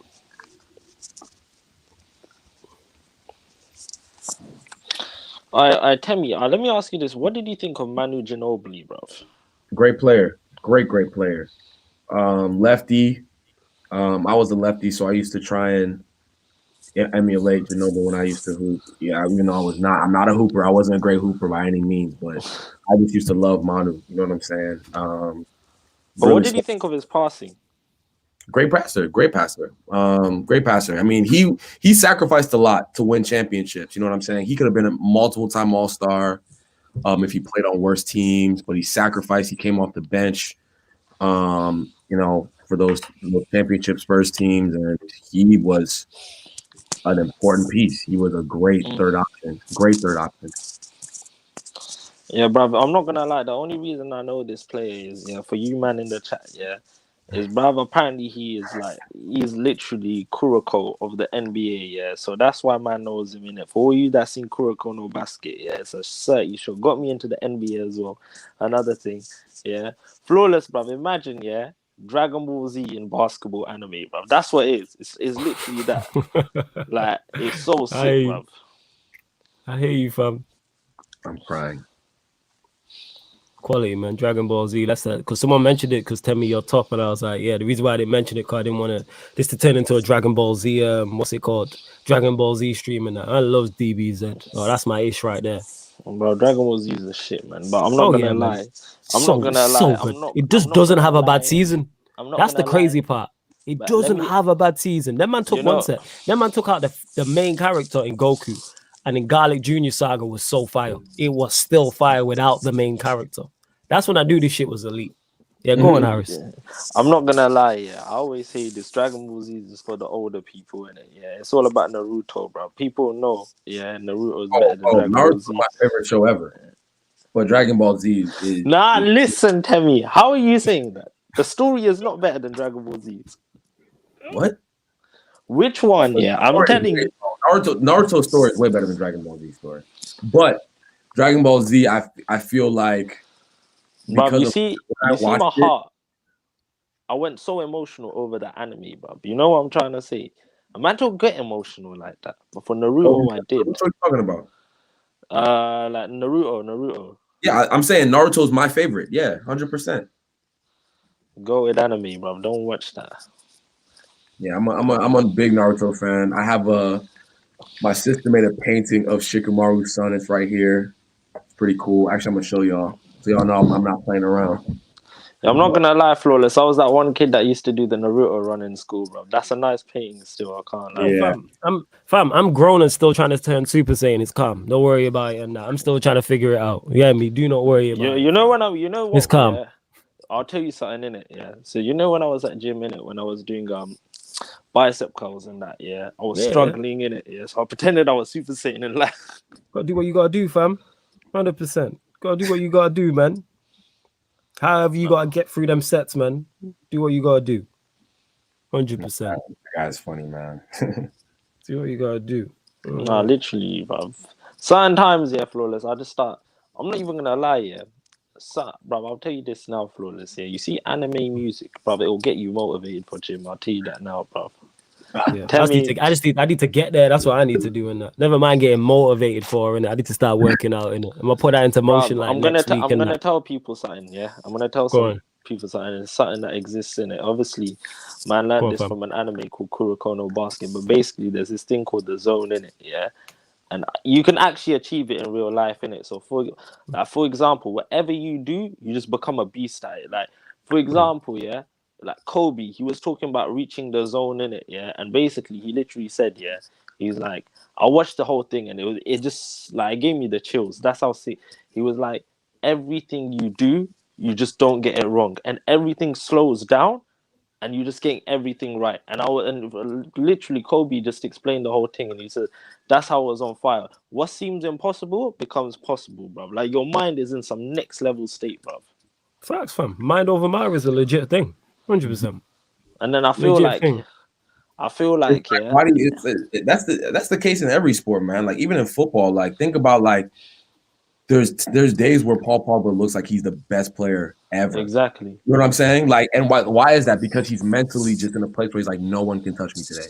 Yeah. And sometimes he's off it. You know what I'm saying? Sometimes he's like, he can frustrate you. So it's like you just have to find that rhythm. Sometimes as an athlete, they're all confident guys. You know, if you get to that level, you have to be insanely confident to get to that level. So if you're insanely confident, then you have the talent on top of it. Sometimes you can do things that normal humans can't do. Paul Scholes, he did that normal humans couldn't do. Zidane did things normal humans being just exactly. Do. So it's the same thing in hoop. Yeah, same thing in basketball. Sometimes, man, I played basketball in high school. I was not. Again, I'm repeating, not a great player. But you know, there was sometimes you just felt more confident. Maybe the person that's guarding you, like, yo, this guy cannot guard me. Kobe Bryant always thought nobody could guard him, but then there's certain times he's like, you know, he had 81 points in the game before. Bro, Kobe's. I just love Kobe's mentality, bro. He's something about that guy, man. He's like elite, fam. That's what that is. Elite Kobe, mentality. Yeah. Honestly, what a legend, bro. Like, a legend of the game. Like, I have so much respect for him, and the things this man done, bro. You've got to respect it, bro. Oh yeah, big on my guy Soups as well in the chat. He says yes, flawless and panel. Hope it's a good game. Yo, Soups, if you want the link, let me know. In here, I didn't know you was a basketball head, but you know you're more than welcome to. Make sure you lot subscribe to Never a Foul podcast as well. Another YouTube channel that is building a whole empire, and you see multiple shows for different teams, different sports, etc. Go subscribe, man. You know what I'm saying, to Never a Foul podcast, exceptional podcast. Shout out Ty. We go. What's the score? Currently on mine, it's 44-35. It's 51-41. Okay, yeah, you ahead. 51-40. You watching on TV, fam? You watching on TV? Yeah, bro. Man, okay, that's right. Sixers game, bro. Man, oh yeah, it's a Sixers game. Yeah. Well, you can keep us posted on what's going on since you're ahead, then, innit? This is your team, and bro, I've only been supporting them for like 3 months, innit? You know what I'm trying to say, bro? Right, it's still your team, innit? 3 months is a long time, fam. Since April, May, June. That's one third. That's one third of a pregnancy, fam. You know what I'm saying? That's a long time, fam. You know what is people were like to me, don't support the Sixers. They were like, why would you do that? Yeah. I was like, man, just Allen Iverson's too much of a G. Like, flawless. You have to watch his. Bro, I don't think you know about. Yeah, I've seen it. Yeah, man, I know about Iverson. Have you seen the practice? Have you seen the practice interview though? I've not seen the practice interview. Basically, go on. Basically, let me give you some backstory. This brother, yeah. Imagine he was that sick. He wouldn't go to practice, innit? Like, but he would show up at every single game, innit? Yeah. And they're like, they're talking to him about practice, and they're talking about practice, not a game, but practice. And he literally roasts them. Yeah, he's like, bro, I live and die for this sport 24/7 when I'm out playing a match, and they want me to go to practice. And this guy was just. The thing is, yeah, I can understand why he never went to practice, because, bro, everyone around him was so shit, so he probably didn't enjoy it, and the match was probably the only sensation of actually enjoying basketball, bro, because he was playing with shit players. I'll tell you that now. One of the players played on the Sixers here, but I don't know his name, but for the Atlanta Hawks, probably. Like, I saw a video of just like Iverson just dashing water on him, bro. I think it might have been that Williams guy or something like that. I saw it. Lou Will. That was Iverson's rook. Yeah. Yeah, that was Iverson's rook for sure. Yeah, because what popped up regarding Allen Iverson was when he stepped over. It was like not a year anniversary, but it was the day he stepped over. What's his name? Tyronn Lue, was it? Is that his name? for the against the Lakers. So yeah, that popped now, up. now coach of the Clippers, the current head coach of the Clippers. Because the Clippers, that's the crazy part about it. Ty Lue, bro. Yeah, Iverson disrespect. No, but you know what it is? Iverson came out and said, bro, he was pissed off. He was like, I didn't like how people were taking it out of proportion. Yeah, he was like, fam, that's my brother. Still, like that's what it was. It's just the way he did it, though. The way he stepped over him. It was disrespect. It was hell, bro. Like man, Iverson, my guy, bro. Yeah, I know you like that type of stuff. I know you do. What score are you currently on? What's the score? 47-54. Now, but Lawless, you know what it is with sports here? I love people who like entertain. And I like entertainers and people who make a sport beautiful, bro. You know what I'm trying to say? Like there has to be. Seth Curry turning up. I'm sorry, he's going crazy right now. Well, Seth Curry's like he's low-key underrated, bro. I can't lie to you, bro. He is different. No, but what? Atlanta's staying in the game though. Good offense. Nah, Atlanta are coming hot, bro. It's very close. They gotta get some stops. They gotta. That's a big hit. Yeah, Philly's just getting whatever they want. I fucking love Embiid, bro. Like no one can stop. You know what, though? Yeah, Tammy. Let me ask you. And I was talking to someone. Yeah, apparently the Nets. Someone needs a big man to stop the Nets. Well, like, would you say that's true or what? Like, because the Nets don't have a big. For sure, I think realistically, I still don't believe the Nets are a good defensive team. I just think the teams that they faced have been undermanned. Celtics didn't have Jaylen Brown, but they were still never going to be good enough defense. Like the Celtics aren't good enough defensively to handle the Nets, right? Milwaukee and Philly, I think, are good enough to kind of slow them down. Again, you're not slowing down KD, really. You're not going to slow down Harden. You just got to make them uncomfortable, right? If you have a big like Embiid, that's a huge problem for the Nets because one, he can post you up. He has all the moves in the world in the post, in the mid range, and you can pick and pop with him where he fades up to the 3-point line and he'll hit a three. So yeah, I mean, I'm just nervous because he's playing on a torn meniscus, so it's just like I see him and Gallo getting a little shoving match. It's a technical foul. Love to see that, man. That's what you like to see, man. I like to see that type of energy. Let's go. Yeah. He said, don't play with me like that. I like that. But Embiid will give the Nets a big problem for sure. Will it be enough? I hope so because I got a couple bets out that the Nets are. That was a nice bucket. It was a nice free. Fam, imagine the Sixers win, yeah. It's my first year of being a fan, bro. It'll make me look like a bandwagon fan, yeah, but not even, bro. Nah, man, we know. We've been here. It's been documented that you're an actual Sixers fan. You know what I'm saying? And that. If you lose, they're going to be on your case, fam. They're going to be on your neck. Appreciate you, Super GX. Appreciate you. Yeah, man. So I'm saying, I told you, man. That's Sarcasm City TV, man. We only bring you the best people. We only bring you the best. So there is, if it's something I don't know about, including football, I bring on people who are more knowledgeable than me. You know what I'm saying? We out here. Big up Soups, though. Love to everyone who was locked in. Please make sure whether you're watching this live or you're watching it back, make sure you hit that like button. Please make sure you're at 28 likes, so get us over 30. And subscribe to the channel if you are new. Sarcasm City TV. Road to 3K.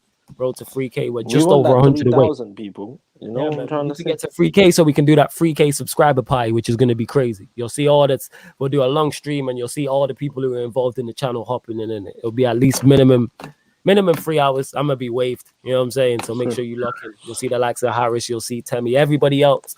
All the other hosts you'll see as well. All the other regulars you see. Like everyone I'm affiliated with, you'll see on that stream 100%. Yeah. Bradley here says big up the man them. Yeah, man. Big up to Bradley. Yeah, man. Big up everyone that's big up Bradley.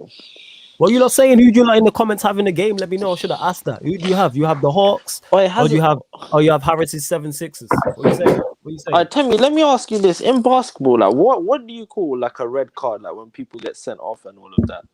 So in basketball, we have what's called technical fouls, right? I'll say a technical foul is a yellow card. Let's just call it like that. If you get 2 technical fouls in a game, you get thrown out, right? Then you have flagrant fouls.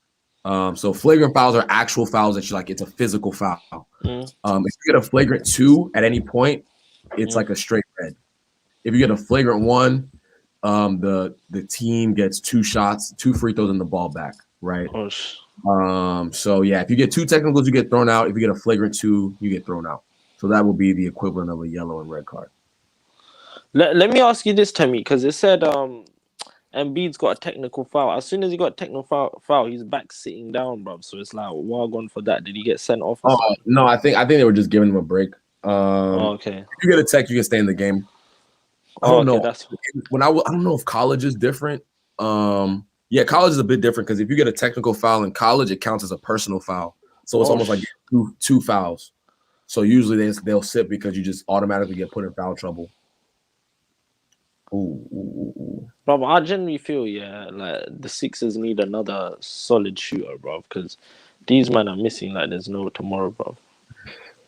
They're actually hitting though. It's a good half of basketball. They're trending to 60 points. I mean, that's a good half.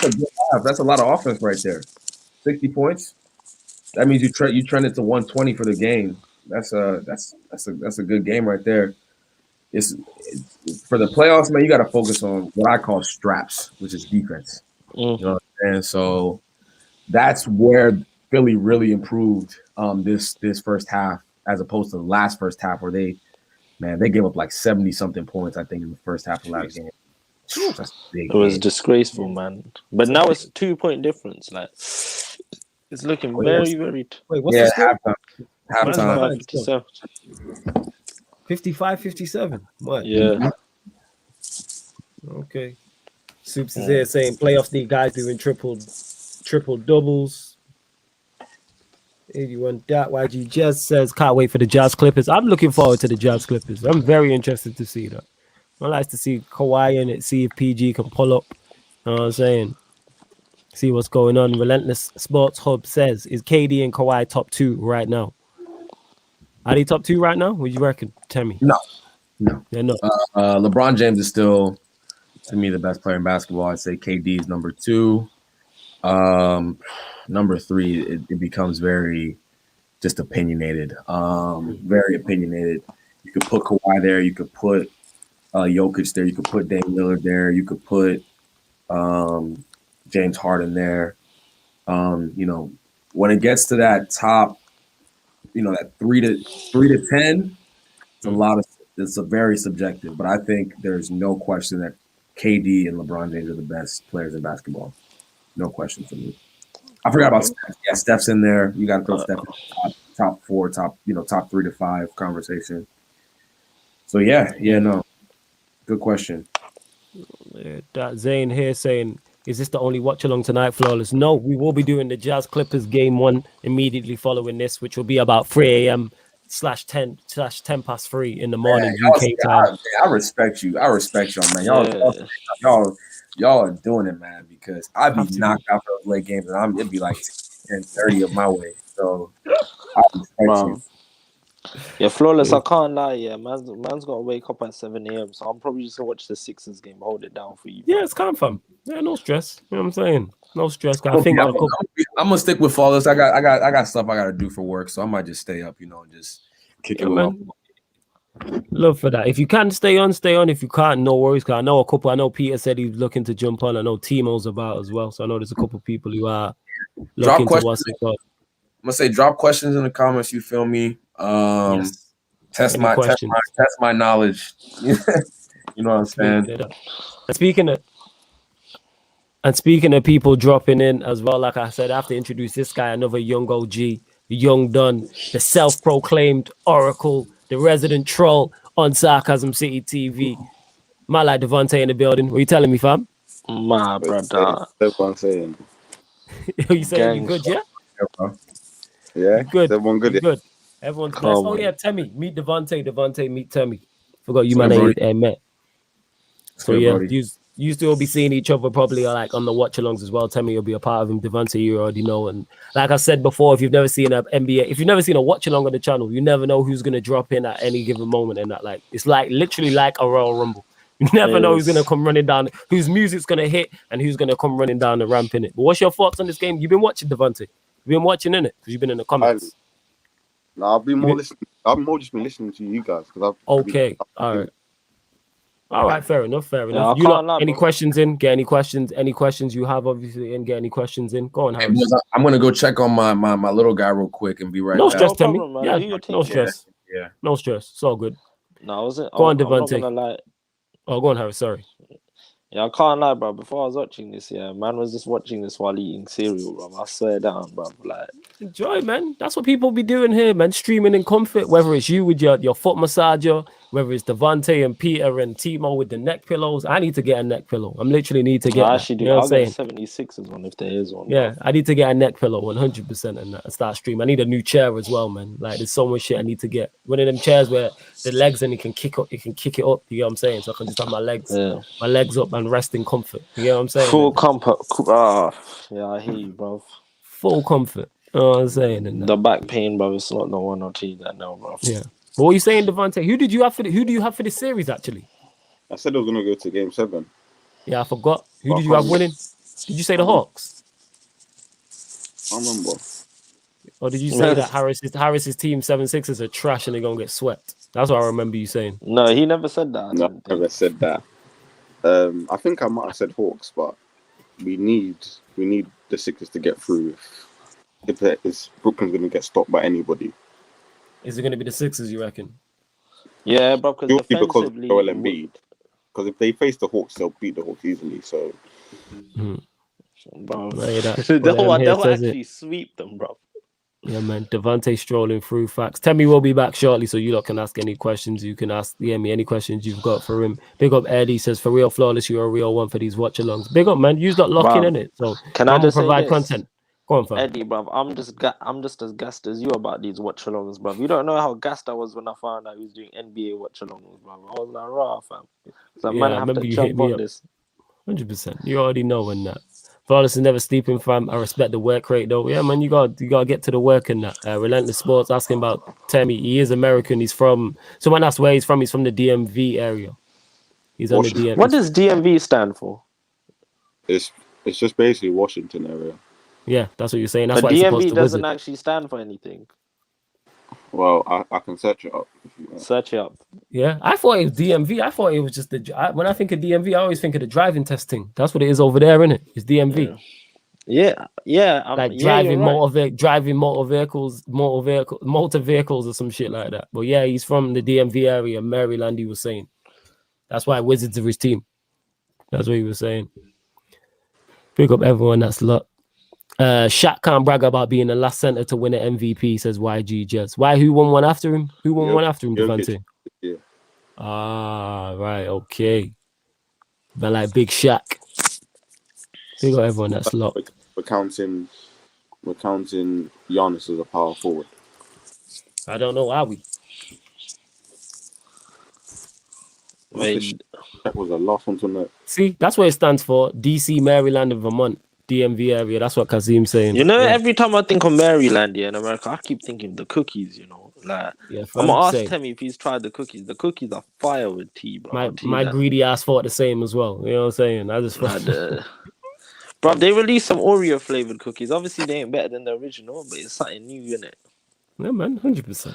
Let me bro, imagine they have like a whole Maryland like store, bro, out in Maryland, bro. Like, surely they can't be called Maryland and only sell it in the UK. It'd be pretty weird. Maybe. Who knows? Soup says, do we think it's going to be a white boy summer for the Hawks? I don't know what that means. Devontae, can you break that down? I have no idea what that means. Let us know. I didn't know if it was some basketball, terminology. Let us know, Soups. You know what I'm saying? We got my guy Soups. Pick up everyone in the chat letting us know what it stands for and that. It's DC, Maryland, and Virginia. The DMV. All right.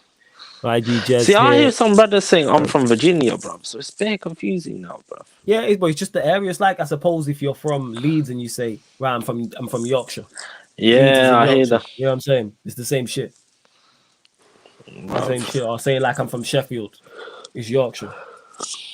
Start being from Bradford, bro. Yeah, from Brad. That was a good Bradford impression in that. Bradford, the accent's hilarious, yo. Brad is standing it, you know. Yo, wardrobe, yo, the accent's hilarious in that. The accent hilarious, yo. Yes, cuz what you saying, bro? Yeah, that's them, yo. Wardrobe. You know what I'm saying? Nah, you're Get a clothes top out, guy, wardrobe. What? What? You know one thing though. You know what, Flawless? Yeah, in that I've noticed, like up north, you know certain words here. You man don't use that, bruv. Like, what Go was I on. thinking? Like you man don't really say brother like that, cause like, No, or that's huh? that's Southern slang. That's Southern slang. We don't use You that up actually here. don't say brother like that, or No, you don't. I don't use it at all. I don't know if you lot do. You lot say a lie up north? Depends who. Yes, depends who's saying it. But it is used. If it was used up here, no one wouldn't look at you differently. Do people say in But it? bro, Like, yeah, I use in it all the time. yeah, that's That's calm. regular. But yeah, bruv is something I never use. If I'm ever using bruv, I'm being a dickhead about something. I'm 100% being an asshole. Like I'm being sarcastic. It's cold though. I like What the bruv. It's fuck? funny, isn't it? The way See, people you man, use it I at don't the know end is why you man hilarious. find it. I don't know why you man find it funny, bro. Like they were all laughing when I kept saying bruv, and I was like, "Oh, I'm going for this." You know what? That's more you, fam, than than the word bruv. You don't understand how funny you are, fam. You know what I'm saying? I tell you this all the time. My God. Like you naturally funny, like without meaning to be, just regular, in it. You know what I'm saying? I hold the I'm laugh telling for you. that, bro. No, I You know what can't. I'm Like, saying? you know what I was gonna say though. Yeah, it was like, most slang in the UK, it originates from like Jamaica and all of that, like Wagwan and everything like that. Yeah, of course. Yeah, 100%. Bro, It so does. Jamaica basically, bro. I'm not gonna lie, we kind of culture vultured of Jamaica and that, bro. Like Not the even culture lingo. vulture. You understand because there was a lot of Jamaicans and just people from the Caribbean who came over to this country as well. I mean, like our general, my generation, Devante's generation, our grandparents. I'm not sure where Devante's people are from, but that's what it is. Devante, you Caribbean or African or both? Like your grandparents are not Nigeria. Big Nigerian. up Nigeria, bro. You know what I'm saying? Well, yeah, both our generation, our grandparents, or whether it's from Africa, whether it's from the Caribbean, all came over, and you know what I'm saying. Devante, let me ask you this: what do you think of Ghanaian jollof? Never had it before. Bruv, you see it, bro, Flawless. I'm not gonna lie, yeah. You see all my people, yeah. They're always beefing. Like there's a couple people I know, yeah. They're always beefing about Ghanaian versus Nigerian jollof, innit? Yeah. Man tried Ghanaian jollof. I haven't tried Nigerian, yeah. But the Ghanaian one was so leng, yeah, that even though haven't tried Nigerian, yeah, I've got an agenda now. You know what I'm trying to say? Like I prefer Ghanaian jollof. Be And all careful, my fam. and all my People take that boys, very serious. my Be boys were like careful. to me, brother, how dare you? I swear down. And you know why I tried Ghanaian first? Because one of my Ghanaian boys, yeah, he was like to me, Harris, say wallahi, you're gonna go eat Ghanaian jollof, yeah. And man said wallahi, so I couldn't lie in it now. You know what I'm trying to say? So obviously, man tried the Ghanaian jollof for the first time, brother. It was banging, bro. Especially, bro. Like I'm not gonna lie, we had some like Asian curry and that we mixed it with that, brother. It was even it was more it's even more fire, bro. You know what I'm trying to say? But yeah, fam. Like There you go. Now I hear Ghanaian you. jollof Big is up the as thing, well. bro. Big up to the new follower we just got on Twitch, man. Just got a notification. Love to the Twitch gang locked in. Make sure you follow us on Twitch if you have an account, Sarcasm City TV. The link is underneath in the description also. And Bradley's saying it here. He says, trust me, Harris. 1 second. Bradley saying, trust me, Harris. Southern slang is different to Northern slang, even in different areas. The London slang is different. Yeah, it just depends where you grow up. Because even Relentless here is saying in Toronto, they use UK slang. You know what? It's because we gravitate to what's cute no, and but what's it's not. cool. Like I'll use any slang if it's cool. I don't care where it's from. If I hear some slang and I'm like, that's fire, and I can add it to my vocab, I'm running with it. I don't care where it's from. I don't care what country and who invented it. I'm running with it 100%. Do you man really use the word our kid like that? That's our kid and that. So that's what my big sister calls me. See, bro, Yeah. you see what my big sister literally calls me manny slang that we won't know, or some manny slang, you know, because some slang they use our back kid, in the day. Our kid is the big one. Our kid is the big one. Like my sister, legit. What about She's some not old one? regular.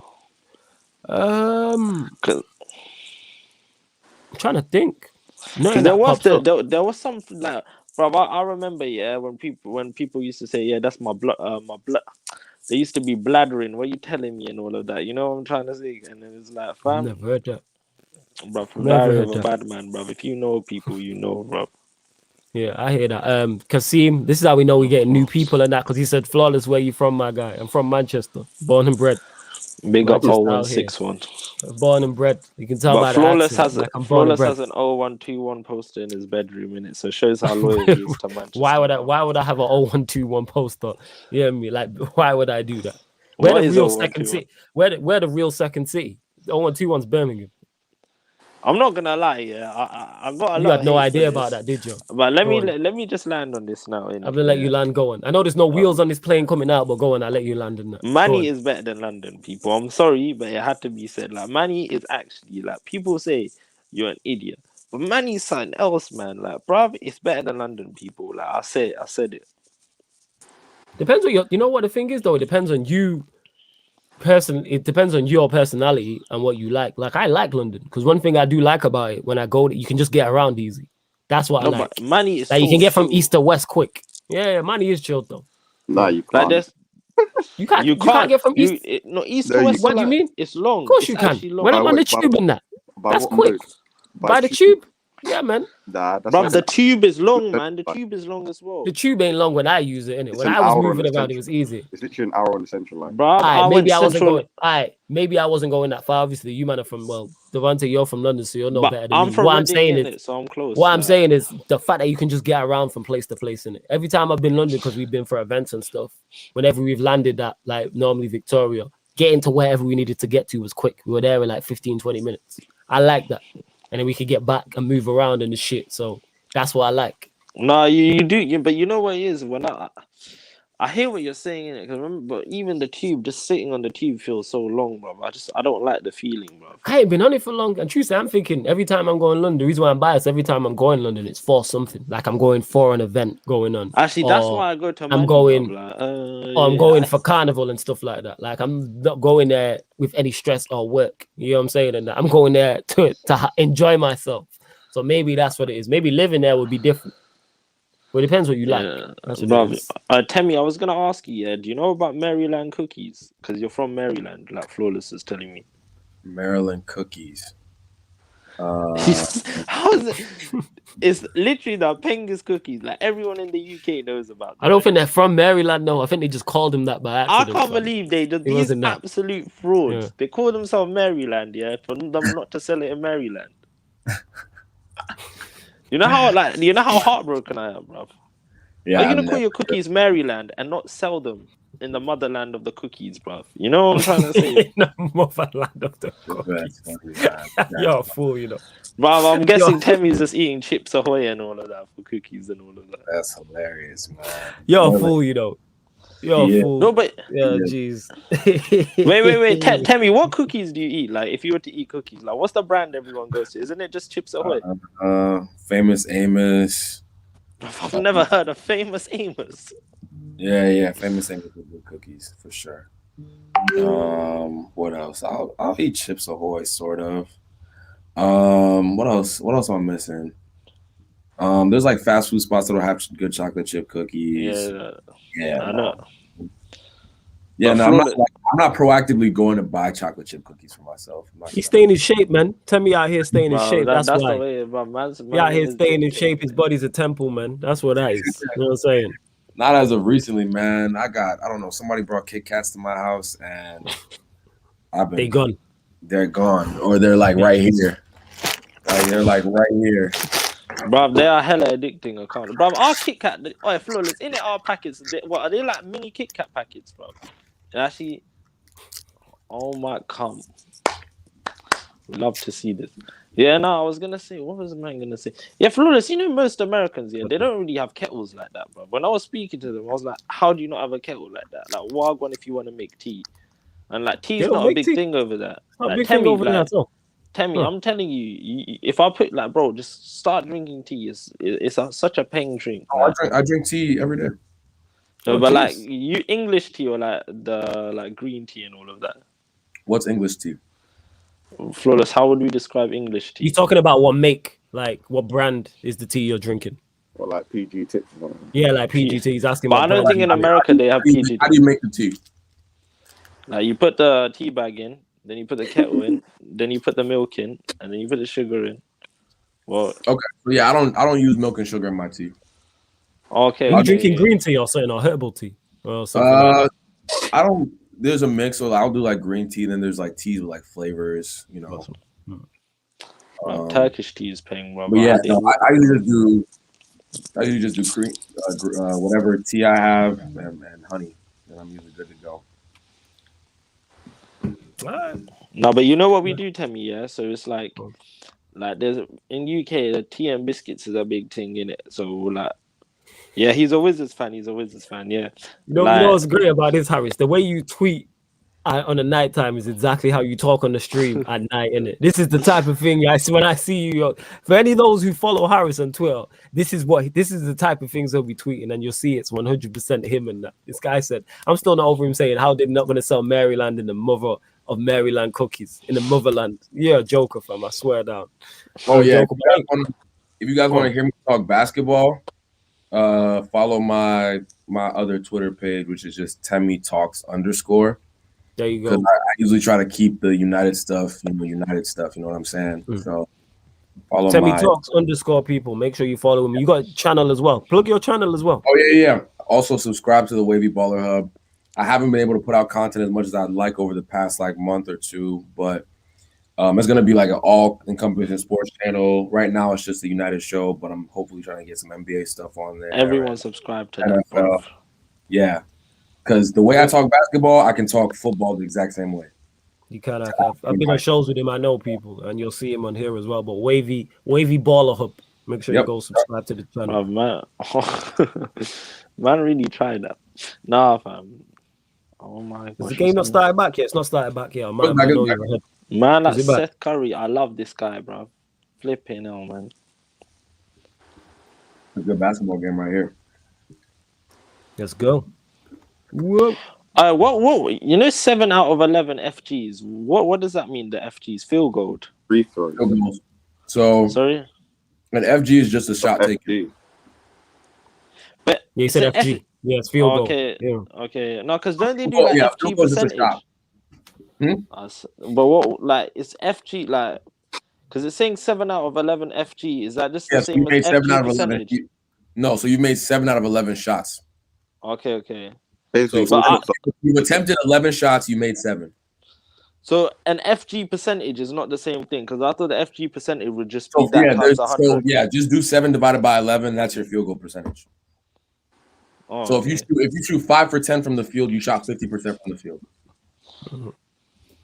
So excuse me, let me slow that down. So if you shot 5 for 10 from the field, right? Yeah. The field is shots taken, right? Your field goal percentage is 50% because you made 5 shots. You missed 5 shots. So percentage is just your field goals or your field goals made divided by your field goals attempted. Real simple. Mm-hmm. So when he said, so that's why. Go ahead.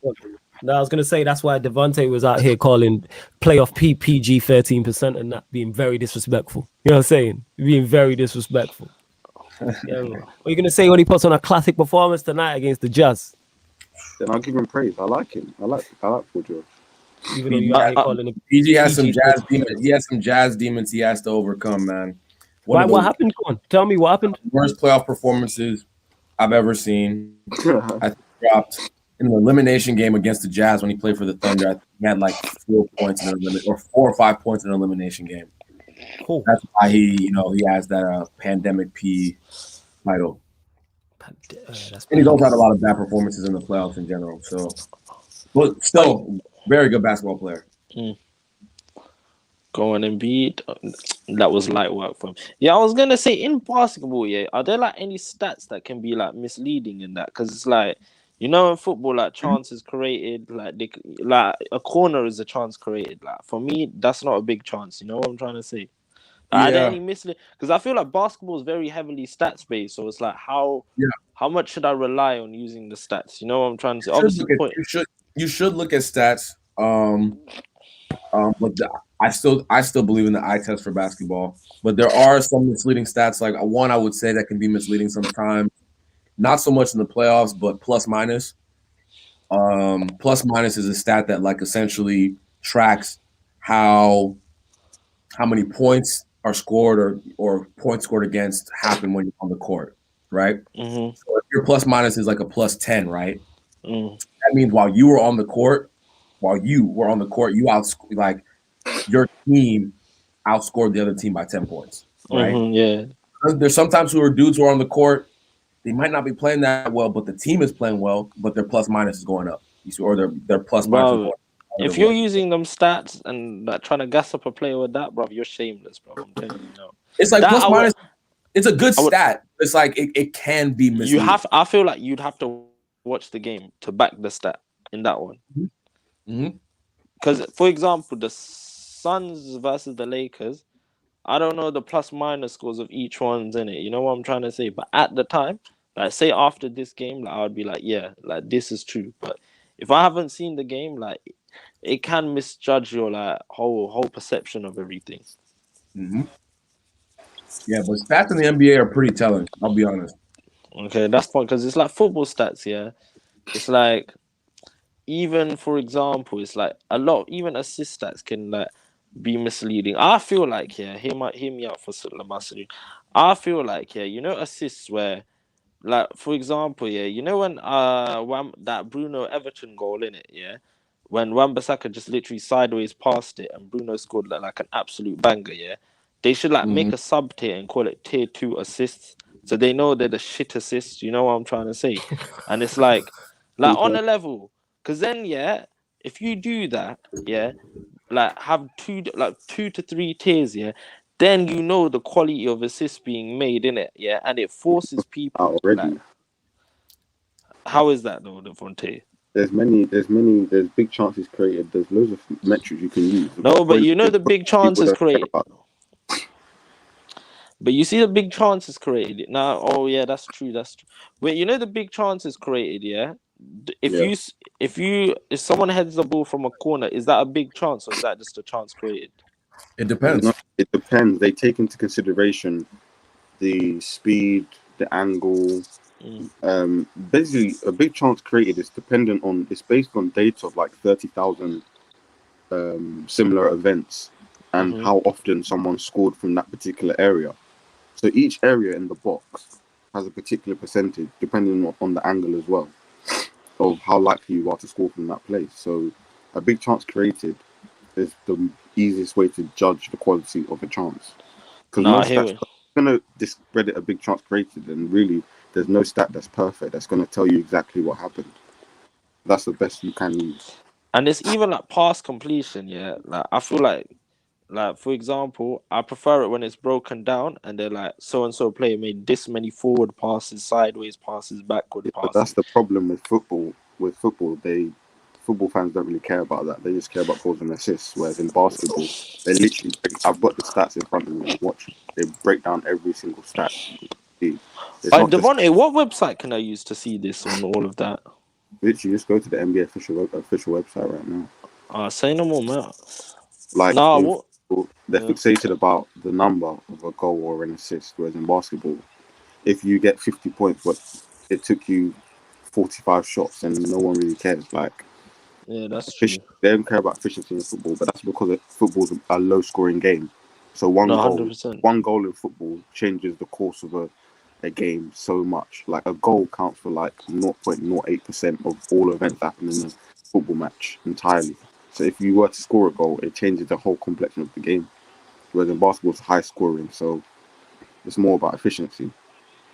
Yeah, now what was I gonna say? So it's like, remember that one time, Devontae, we were talking about time back here on that Sarcasm Q&A. We were like, bruv, you see the man that just posts sofa score stats and everything. Like, I feel like how knowledgeable are they of the game? You know what I'm trying to say? I feel like it's a. My bad. I was gonna say anyone posting sofa score stats on. I have no words. I didn't even know about sofa score until I came on Twitter, to be honest. Yeah, that's the thing. That's what I found out about it, and I was like, listen, sofa score is so unreliable. Like, I wouldn't even use that. And I was like, if you're like Devontae, you literally said if you're relying on that, you don't really have knowledge of the game. Like, that's what you legit said to me. I remember that. No, but the problem is most people don't understand what's going on, what they're watching. So they're watching, they need validation, someone else to tell you what happened. It's like, bruv, you know what it is? It's like, even if, say for example, you're a foreign football fan, like you've never watched the game, like I am, because I can relate. If you watch the game a couple times, you're gonna start to pick up things in football matches and everything, and like, but it's like, what was I gonna say? And it's like, the sofa score things, like Flawless says, back the goals and assists with what you see on the camera. Like, you know what I'm trying to say? And it's like everything is so freaking misleading nowadays, bro. Like, I saw this one brother. Yeah, he put a picture. Sorry to cut you off as well. I got to welcome. You get me? This guy, his sons are up 1-0. Obviously, his team won the Champions League. Also, very happy. Welcome into the show. Man, like Peter in the building. What are you telling me, Peter? You good? Yeah, all good. I feel like I'm coming in the midst of a pretty interesting debate that I'm receiving without context, but I like it. Carry on about hating on social work. I'm down with this.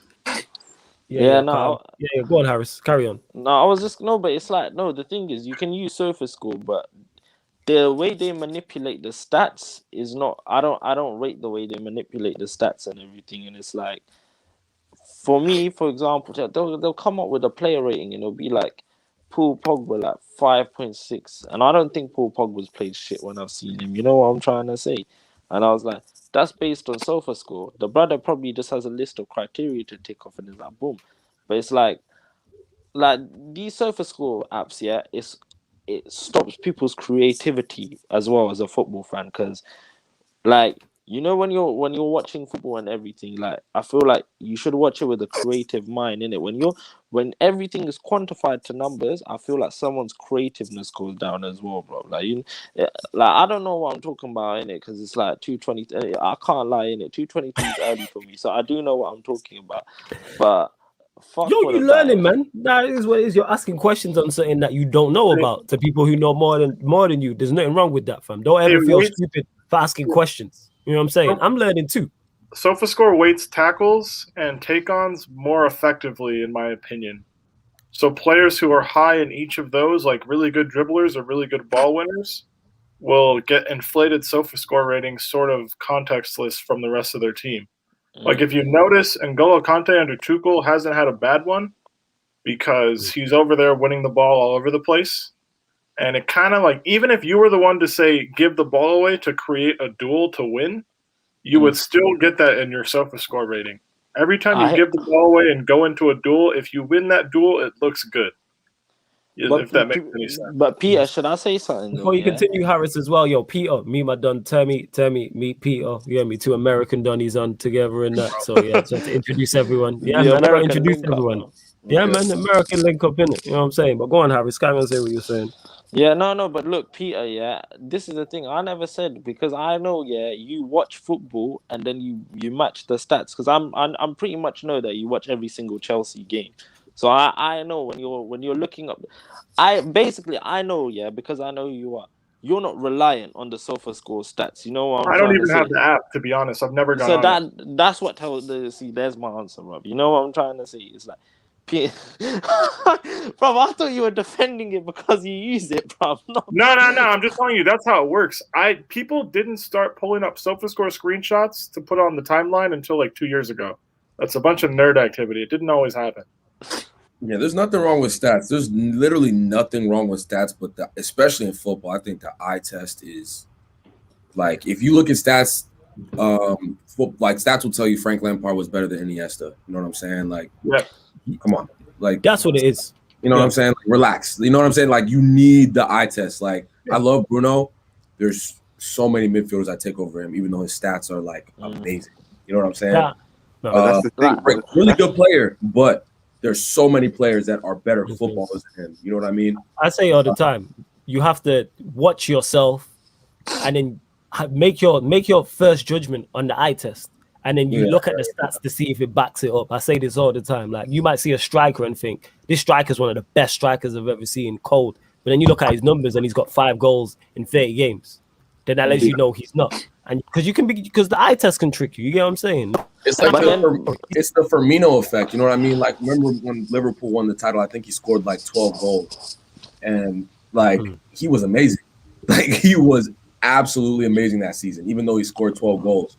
So it's like, a lot of people killed Tony this season. Like, oh, he played shit. Like, yeah, he wasn't his greatest season, but his overall game, I promise you, was still better than Marcus. No, but tell me, you know one thing I said this to Flawless. Martial's overall game has been good, but because I have such high expectations for him and the expectations he set last season, I know Martial can do a lot better than he's playing. Sure.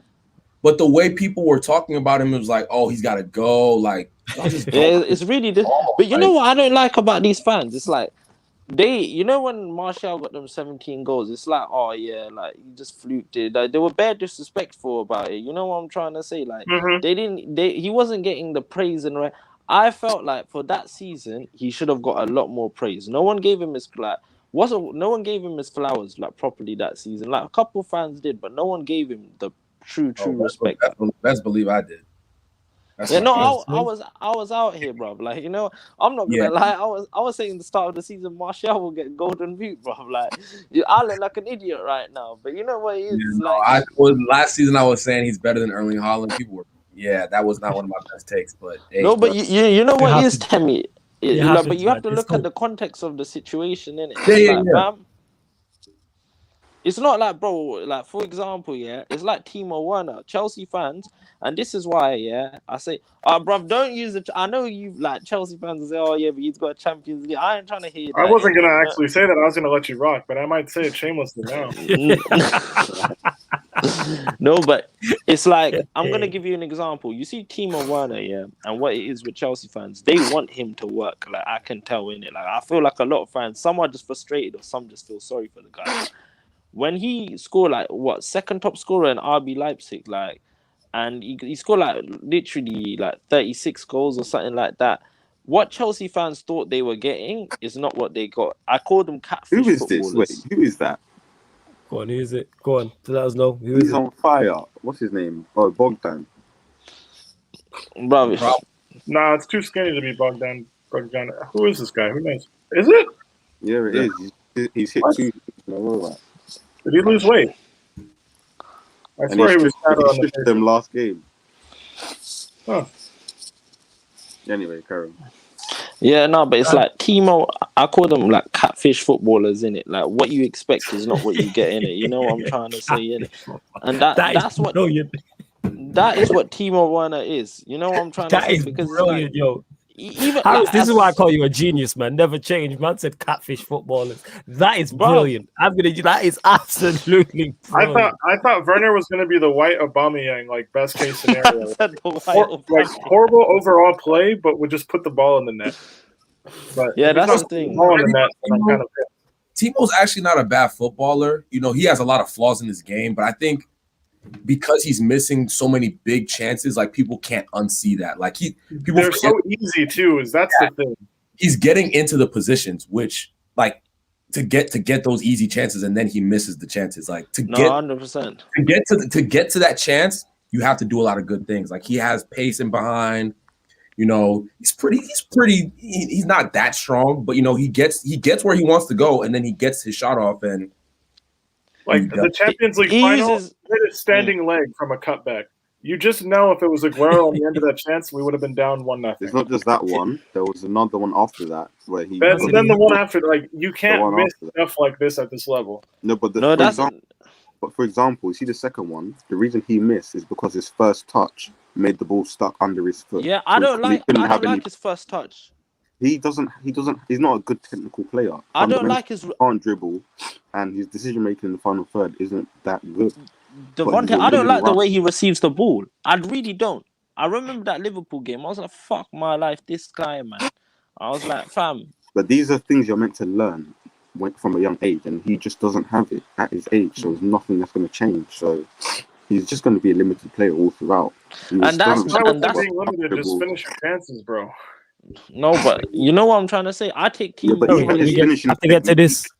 Go on, Devontae, finish. Go on. Even his shooting technique, for me, at times it can be good, but more often than not, he scuffs a lot of his shots.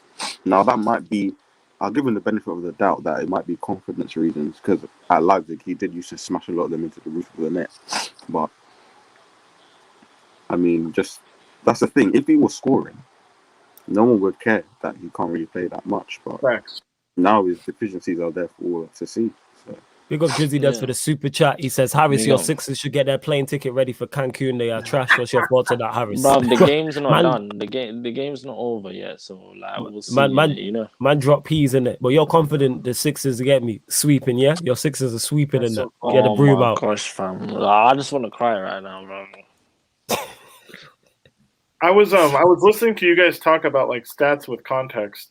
The difference between football and the NBA is in football there's so many different styles of play and there's so many less rules that dictate how you have to adjust. For fuck's sake. So like a person who has 12 like say take Chris Wood for example from Burnley. He's hit double digits in the Prem for the last 4 seasons, which is really impressive. True. But say like you've got who's been under like Firmino, right? 21 goals over the last 2 seasons at Liverpool, not that impressive. You look at Callum Wilson and you're hearing England shouts for 13 league goals at Newcastle and keeping them in the league. But these teams from these strikers from these smaller teams get so much less service and there's so much more pressure on them relative to the rest of their team that you kind of have to weigh everything into context. So I feel like people whipping out SofaScore ratings and goals and assists to compare midfielders who play in completely different systems under different managers for clubs with different objectives is almost pointless.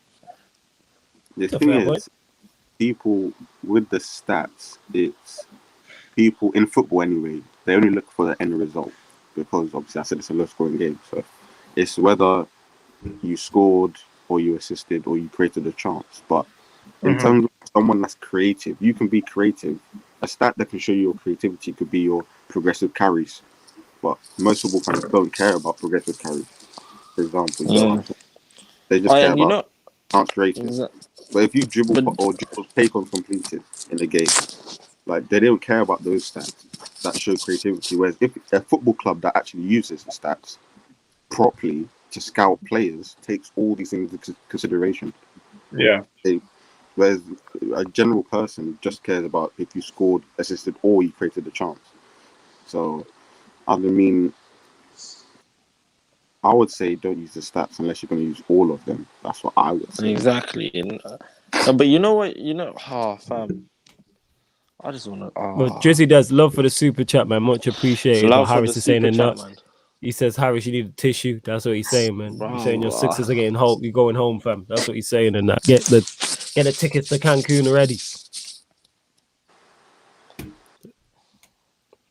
So man, saying, if they do this, they've literally given the Nets. Oh my, that was very nice. Yeah, they've literally given the Nets a free ticket, bro. I flip my. Like we could get for a free ticket, anyways, brother. It doesn't matter. The thing is, I feel like we could give them a good game. It might be all up to my team. Who knows? Yeah, man. The Suns, man. I told you you're gonna get that Suns chip, man. Phoenix. If we get the Suns chip, I'm emotionally not investing in basketball for the rest of my life. Well, if the Suns win the championship. Yeah. As you just as Harris going through it right now, he also says Cancun on 3, 2, 1, Sixers. You know that scene, heart being broke so many times. I don't know. Drizzy that says Harris was talking all that smack last week. Now he's going to get it today. True say he was talking mad smack. You gave me last week, bro, talking about the Sixers, talking about the Lakers going home. You know what I'm saying? You was trashing the Lakers. That wasn't me that said that, bro. That wasn't. You was trashing the Lakers. Lies, big lies. The internet. You was trashing the Lakers. No. The internet never forgets. And I did say about Sarcasm City TV Watchalong, you never know who is gonna drop in at any given moment. So I got to welcome another Sarcasm City TV NBA playoff regular as well. He has been on a couple before. Very knowledgeable about the sport. Also running his own channel, building his own brand. Another American done. My like J Socials in the building. What are you telling me, Jay? You good? What's good, guys? How you guys doing? I'm doing good, man. I'm doing good. I'm not doing good, bro. I can't lie to you, bro. Like, yeah, you stressed, man. Everyone's looking stressed right now. Everyone's looking stressed. I'm good. I'm good. My team won yesterday. It's all good over here. Yo, how was that game? I missed it. The Brooklyn game. It was a bloodbath. It was good. It was good. It was very good. I'm liking the series so far. Sorry? The Brooklyn game was good? Yeah. Oh, that game was not good. That was a blowout. See that? I enjoy blowouts. I love to see teams get annihilated. Always like seeing people get dejected. Yeah, man. Just want to see someone get absolutely destroyed in that. I love that type of stuff. I like games where it's close and it's strategy bump. It's just strategy, fucking everything. I just need to see coaching changes, all that. And this Philly game is giving me that. It's just a lot of back and forth and coaches. No, but each other.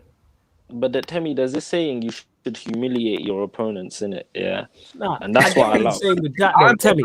If I'm a Nets fan, I would love that, but I'm not. So I want to tell me, I get that though, innit? I like the other side when it's close. I've said this, like I like game 7s and there's 2 points in it and there's 10 seconds on the clock. And you see pressure and clutch moments and people either rise or crumble. But on the other side, I also like seeing people get absolutely annihilated. I like both. You know what I'm saying? I love that. And the way KD was playing, I love to see that type of thing because he was when he did the screw face after the crossover. I always enjoy watching a basketball player in his element. That's always the thing. But like, as for a game, I want games to be. If I'm not rooting for anybody, I want games to be as close as possible. Like, I hear what you're saying. Yeah, I'm similar that way. Like, it's stress free for me. I'm like stress free right now, so like I'm enjoying it. But yeah, when it's your team, you definitely want them to knock out the other team as quick as possible, right? So you can get to the finals. And that's what I wanted to happen today, bro. Like I can't lie. Like, one thing I want to ask. When you're at the free throw line, this might sound silly, innit? Yeah, but how you get 2 shots. The second shot. Why don't they always aim for rebounds just in case they can get 2 points? They do that sometimes. Like trying to miss on purpose. Yeah, they do that. No. That makes sense. The likelihood of missing on purpose and grabbing an offensive rebound is way smaller than just the benefit of trying to make the shot. Yeah, there's like when you're at the foul line, the opponent hat is closer to the basket, so your opponents are closer to the basket, so it makes sense. But has there ever been a game, where like a match winners happen like that, where they've got the rebound and then they've just slapped it? Yeah, in, last playoff, Celtics against Miami. Jason Tatum was at the line. He purposely missed because that would only get them 1 point, and they needed 2 to get back in the game because they were down 2. Oh yeah. I remember that. That's a different scenario for sure. But like, if it's why is that different though? Because you're trying, like, the situation is it's late game, you have a second left, you need to miss to get the rebound, like, as opposed to I'm talking about dumb situations. Like, I'm talking about in dumb situations. If somebody's at 90, happens. If somebody, what happens? Like, so Harris, you're talking like, say a team's down 3, they get fouled, they go to the line. You only have 2 shots. Say there's like 0.8 seconds left. You've got no more timeouts to advance the ball, right? You would make one. You would try and hit some part of the rim and grab a rebound and get another shot attempt. Yeah, I think he was talking about, that's possible, but I just haven't seen it.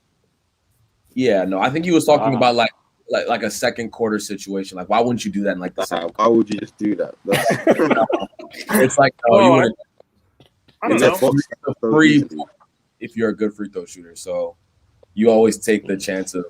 The likelihood of you making the shot versus the person you missing the shot and getting the rebound is like, no, but I'm not gonna lie to you. Yeah, I'm not gonna lie to you. I saw that in the anime, in it, so I was just like, "Is it realistic?" And it's not. Like, brother missed the second one on purpose, and then like someone got the rebound and they won the game in it, and I was like, "Fuck, my life is so much." Yeah, no, that's a fourth quarter. Yeah, fourth quarter scenario. Yeah, that makes sense. Like when the game is on the line and you need points, but like if you are just trying to if you're in the regular flow, it's like the first or second quarter. It makes no sense to purposely miss a free throw. Like none. And the chances of getting a rebound are slim. So come on, the buzzer beater shot, bro. I love to see it, bro. Cam's TV says big up to Cam's TV. Bullet M says, as I said, flawless loves when when a team takes the opponent's soul. Yeah, man, I love seeing people at high level sport getting beaten to submission. Like that's what it is, man. You like to see greatness, 100%. Big up Drizzy, that's for another super chat. Love, he says, you guys be prepared. There's going to be a super team next year to challenge the Nets. A lot of players are going to team up. That's a very interesting point. Jay, we'll go to you first and foremost. Do you see that happening? It's a two-part question. So do you see that happening? One team, players clicking up and creating super teams to challenge the Nets? And who do you see teaming up, like likelihood? Who do you reckon teams up? Oh, geez.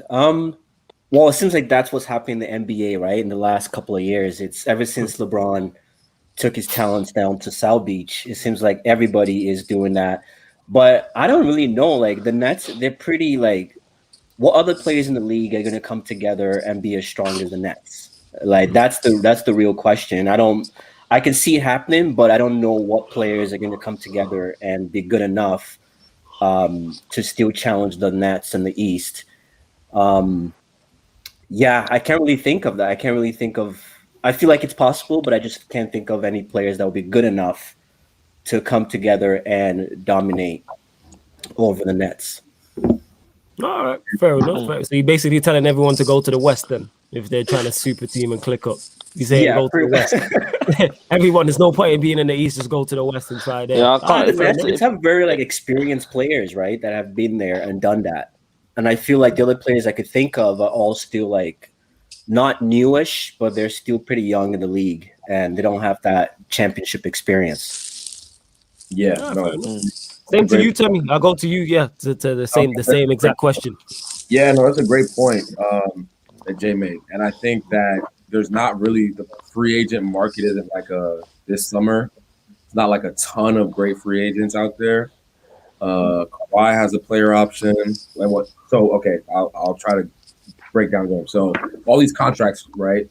You know how in football, right? You'll have you don't want a player to run out their contract, right?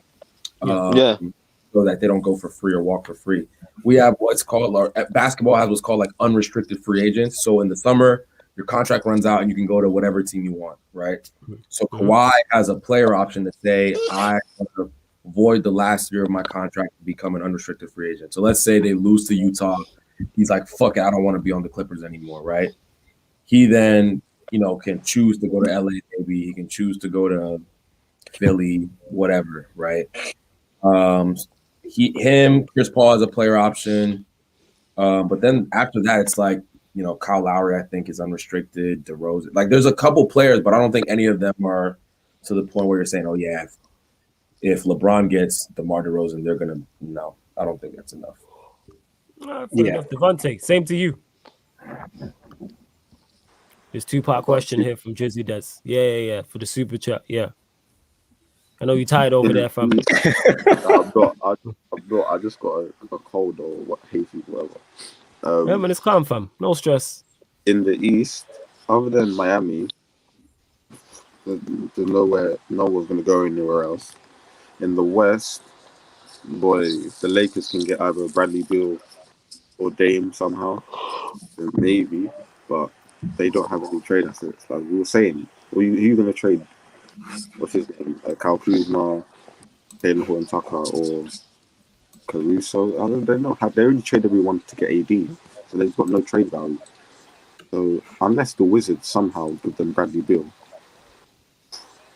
so it's looking like either Miami forms the next super team or we're gonna have to run it back. Everyone's gonna have to beautiful, bro. That was beautiful, man. Come on. And same to you, Peter, as well.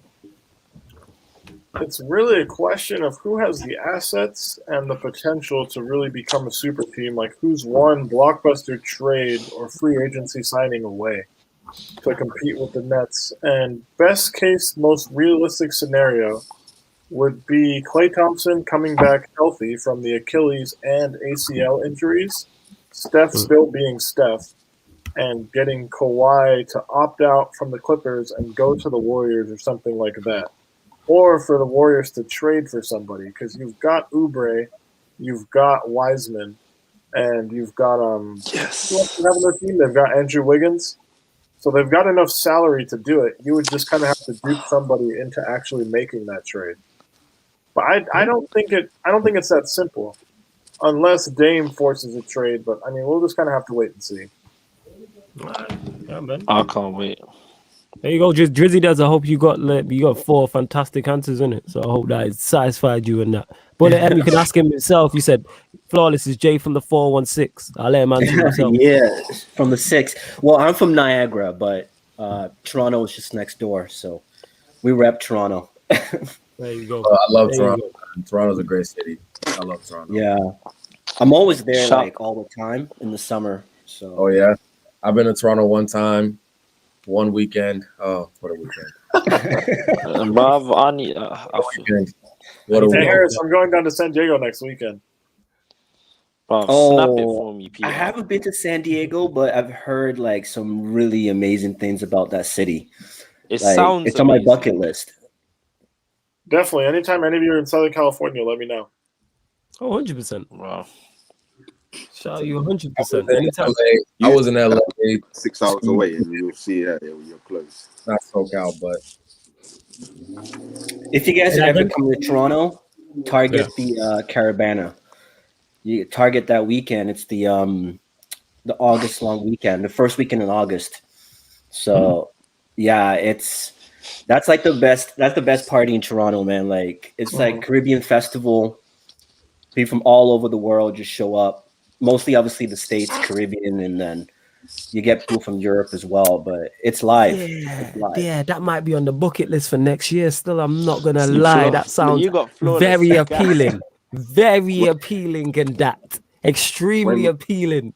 Just come with your mandems though, because you might be getting mugged. You might be getting Yeah, you know, I'm gonna come. pushed. You might be getting pushed. So I'm gonna come with the. I'm gonna roll up deep with the man. come with the squad. Yeah, come with the squad. I ain't rolling up by myself. I ain't daft like that. You know what I'm saying? I ain't no one man army. You know what I'm saying? And just don't wear red too. That's not Don't a wear. good color. Don't wear red. What? Don't wear red. Don't wear I red. don't wear that red day. often, but how Red come? or Why? blue. How come not There's red? a lot of Toronto Bloods and Cribs, and they all come out that night. They all come out. What? There's Bloods and So- Crips in Toronto. Yeah, man, they're everywhere. I have no idea. What?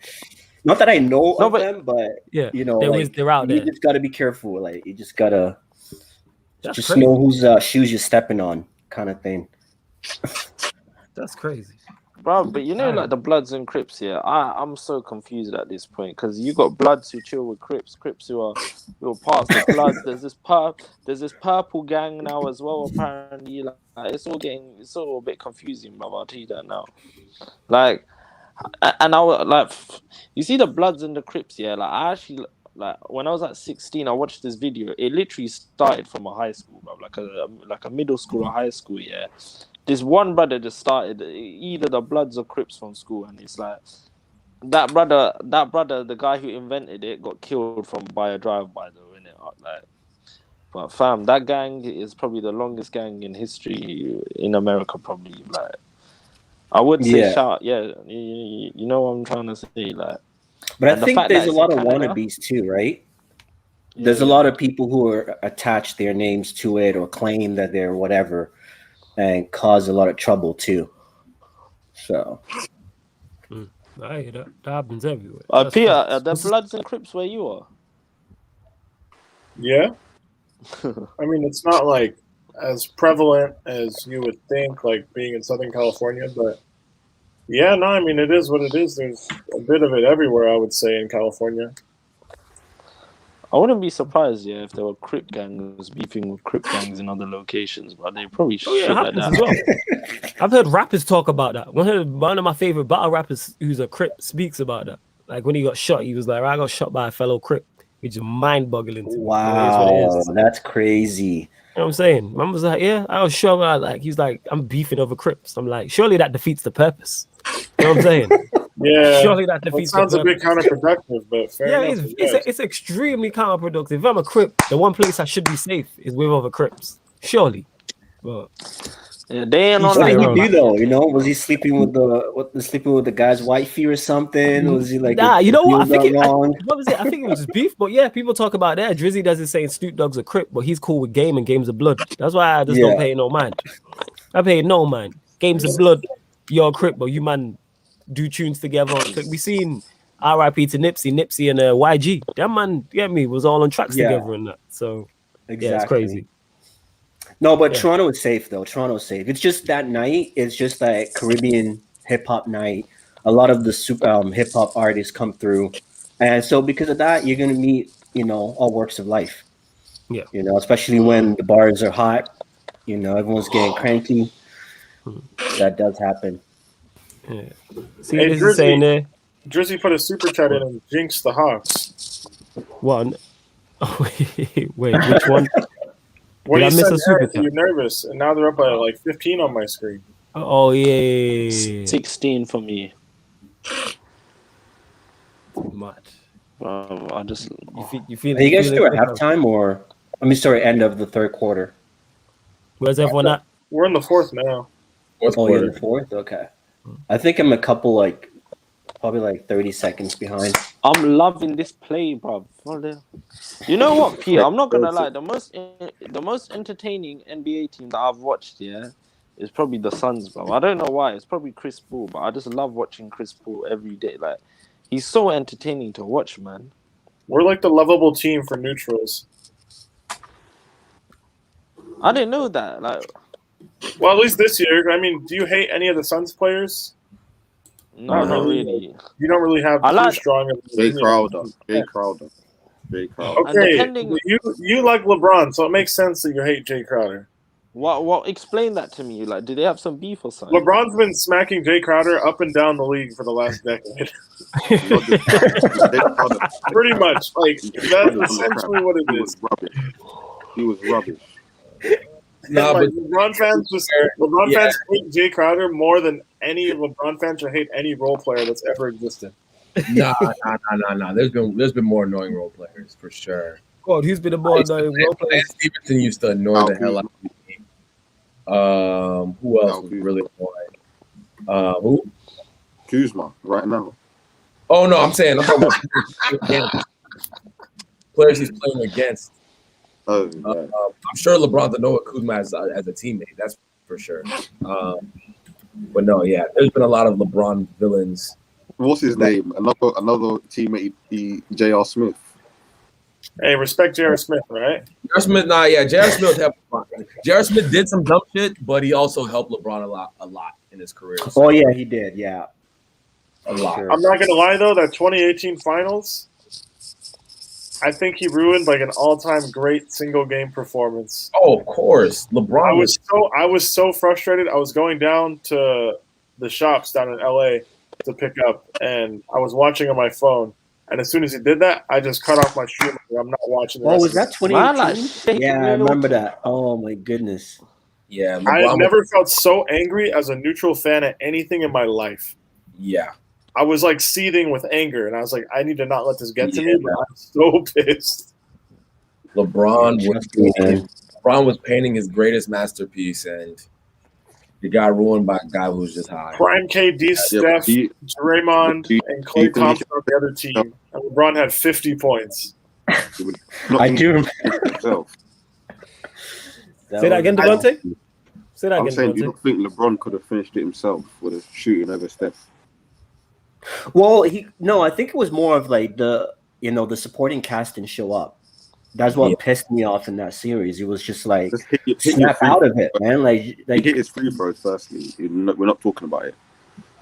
Yeah, no. I mean, yes, but like at the same time, I don't know. I didn't think the Cavs were going to win the series, but I was like, this is amazing, and I just felt so cheated by the end of that game one. I was like, I don't even care about this anymore.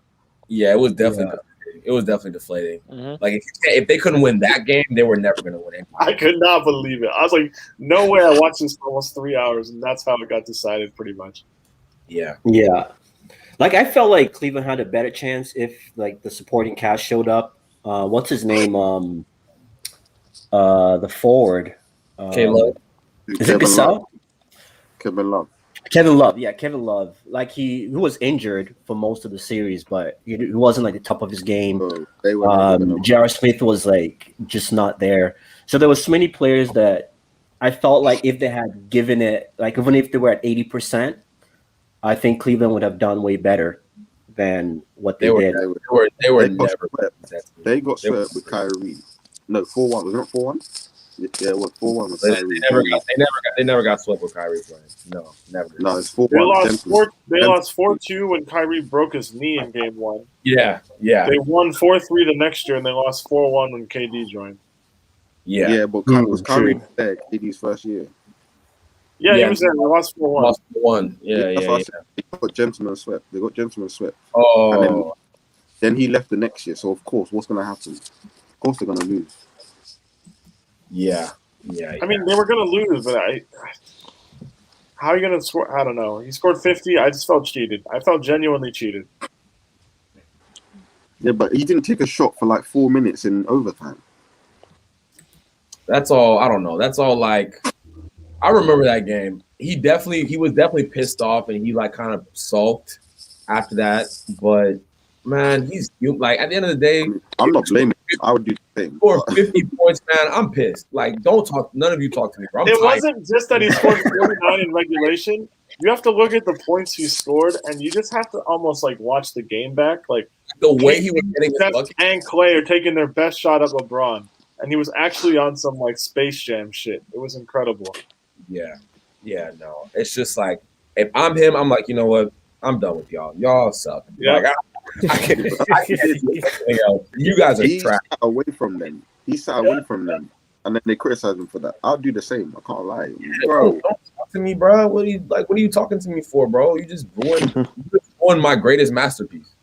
Yeah. Like it's Van Gogh making Mona Lisa, and then some dude just trips and like rips the canvas. Like what? That's a sick analogy. I can't lie. I swear the Warriors are favored by like 12 going into game 1 too. He said what? They were Yeah, favored by like 12. It was ridiculous. as they should have been. That team was ridiculous. Yeah. Oh man. How could you forget the time? How? I don't understand. I'm not like the biggest LeBron fan, but I just felt so cheated just as like a fan. Is that, I I swear, can't believe this. can they not see the clock? They can. It's literally on top of the The net. clocks are on top of the baskets. When you're at the free throw line, when you look at the other end, you should see the time. And man forgot. But even LeBron was calling for a timeout and they had none left. So I don't even know. Well, he forgot the score, which is crazy because they just come out of a timeout. And I don't know. And LeBron's calling for a timeout when there was no timeouts left. So no one knew what the heck was going on. Yeah, that's crazy. At the end of a playoff finals game. Surely that's something you should know. You know what I'm saying? That's something you talk about going back to like 6-year-old basketball. Yeah. You have to know like time and score and situation coming out of a timeout. Yeah. Surely. That's like basic sports, not just basketball.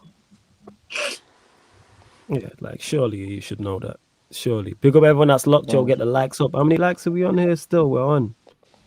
Let me know mods, innit? Everyone liking and subscribing. Shout out to the mods. Big up everyone that's locked. Big up the whole panel. Subscribe to the channel if you are new. Make sure you follow all 5 of these gentlemen here across all their socials as well. Just run through the comments. You know, it's running jokes and that. So, oh my gosh. Jay off that Cali pack that night. if you call the timeout without a timeout, isn't it a technical foul? Yes. Did they not have timeouts? I feel like they had timeouts. I don't know. I can't remember. No, they didn't. I don't remember if they did, but I feel like if they did, that would have been the story as well. Why didn't the ref give them the timeout? You know what I mean? No, because if they did, then JR would have got let off the hook. Yeah. Ali would have just called. He would have just called the timeout, and then they would have gone back and reset. Yeah, Philly cruising right now. Philly cruising. Milk gang shit, fam. Irrespective, why would you run away from the basket? Why? Why not just tip it back in? Because he thought they were up 1 point. That's what he thought. Yeah, why not just tip it back in? Unless it was that I don't understand how he thought that though, coming out of the timeout. I'm not justifying what he thought, like at all. Yeah. I know. It's very I'm just saying, he thought it, and yes, if you were up 1, you should go and take the ball out and kill clock and get fouled. That's what you should do. Yeah. He was thinking that he was doing the right thing, but he clearly was not. But hey, you know, it is what it is. That's just the way it is. Literally. Yeah, Philly Tupac great adjustments this game. They made a lot of really good adjustments, and they're definitely going to win this game. I can't see the Hawks coming back from this. You know, it was a roller coaster ride for me. I can't lie to you, bro. Big shout out to Shake Milton, man. Second half, he turned up. Shake Milton. Yeah, I'm not gonna lie. I'm really fucking surprised from Shake Milton. I'll tell you that now. Oh no, I sent my brother and his wife to a Clippers-Sixers game before COVID shut everything down last season, and it was a Sunday morning, like 11 a.m. West Coast time game. I don't know why it was so early, but I swear Shake Milton had like 40 points on the Clippers. My brother texted me, "Who's Shake Milton?" I was like, "I have no idea." He's like, "Yo, he's killing Kawhi right now." So that's crazy. Yeah, he's a good basketball player. It's just when it's playoff time, the rotation gets cut. But he got his chance and he stepped up. He definitely stepped up tonight. Big points. Yo, big up everyone that's Black Diamond says, flawless. Big up yourself for making these streams. You deserve maximum credit and respect. You do great things with humility. We appreciate my G. Love Black Diamond. You're always here, man. Yeah, big up to all the regulars, man. Big up. Nip in here saying, will there be a Q&A tomorrow? And we'll rate and Yan be back. There will be a Q&A tomorrow. You'll have to see who's on when you tune in and that. But yes, there will be a Q&A tomorrow, 10:30 p.m. 10:30 p.m. UK time. Yes, there will be a Sarcasm 6 Sports Q&A. So that's where you can get all your sport questions and people. Any sport, past or present, check that out. But yeah, that'll be there. There's an upcoming live stream section on the channel, so you can see it there. What's the current score of this game? Because obviously you man are slightly ahead of me. And mine's on 91. Or is it 109 to what? 110 to 91. 91. All right, cool. Tuesday. All right, that means okay. Yeah, I've just seen the Hawks score up to 91. Calm. 6 minutes, like just over 6 minutes left on mine. Brick to 3 badly. Say that again. Someone just bricked to 3 so bad. Yeah.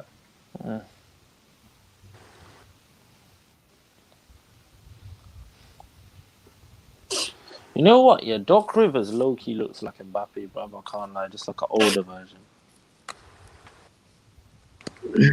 You are hilarious, bro. Do you not see it? I flawless. Look at the NBA Doc Rivers coach here and tell me. I don't see it, fam. Mbappe. I know who Doc Rivers is. No, I don't see it either. But you are think hilarious. Glenn Rivers looks like Mbappe? Doc Rivers, yeah.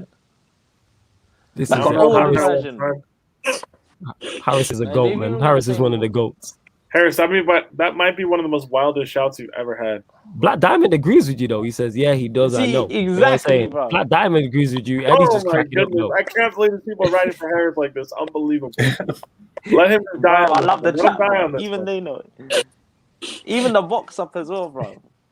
YGJS, this is what makes Harris the GOAT, man. He be coming up with the most random stuff, but it's hella interesting in that. You know what I'm saying? Drizzy then says, Harris, pass me the smoke. What the hell? You know what I'm saying in that? Like I say, if you want to, Harris, if you want to see, like, if you see how he is here, just go to his Twitter at nighttime. You know what I'm saying? And hey, exactly Harris, like this. 5 a.m. Twitter is undefeated. Yes, yo. This man talking about his own Pokemon adventures. I love it. I'm going to make sure to follow y'all handles right now, actually. Yeah, everyone can follow each other. Like I say, tell me, my phone's upstairs. Hey, if you can't handle Chelsea European Champions tweets, do not. You better mute me because there's plenty of those. I was trolling. You're just motivation, bro. You're just motivation, bro. That's all. You're just motivation. It's all good. You guys make me work out in the gym harder, man. That's all it is, man. You just make me want to work harder. Drop some questions in the comments. Drop some questions for us. Yeah, bro. Any questions you have, let us know, people. Any questions you have. If y'all watching the game, drop some questions about the game. There was a lot of stuff I saw we could talk about. Yeah. Trey just hit a 3. I just saw that from the car park. Oh my gosh, man. I said from the car park. Yeah, I'm a little behind y'all. Bro, you see, you know what it is? You know when you're new to basketball, yeah? Like, I'll give you an example, bro. I was watching, because I'll explain my point in it, yeah? You see Kyle Kuzma, when I first saw him, I thought he was a good player because he was just showing, this isn't a regular season. I forgot who got tattoos in his life. No, not even. Man was just playing sick. I think he dropped like 30, 40 points or something like that. Yeah. I thought he was a good player, yeah. And then after, bro, I was like, fuck my life. This guy is absolute shit, bro. You know what I'm trying to say? Yeah, it's like with basketball, like I have to watch games like here and there. Like, you know what? No, you have to keep watching them because it's like, so I don't know how people just know this person's a good 3-point shooter, but it's probably just off stats and all of that. But it's the same with anything. Even if you watch football, you watch United versus Leeds, you see McTominay score 2 goals, you think he's the best in the world. You have to watch anybody for a long period before you form an opinion. But to be fair, though, basketball is more like stats based. Like I kind of see your point with Harris, where like you could kind of just tell the person's like GAs and stuff. They know if they're good or not. And a lot of times, versus soccer is different. Like if you've never really watched soccer, you may not know who the.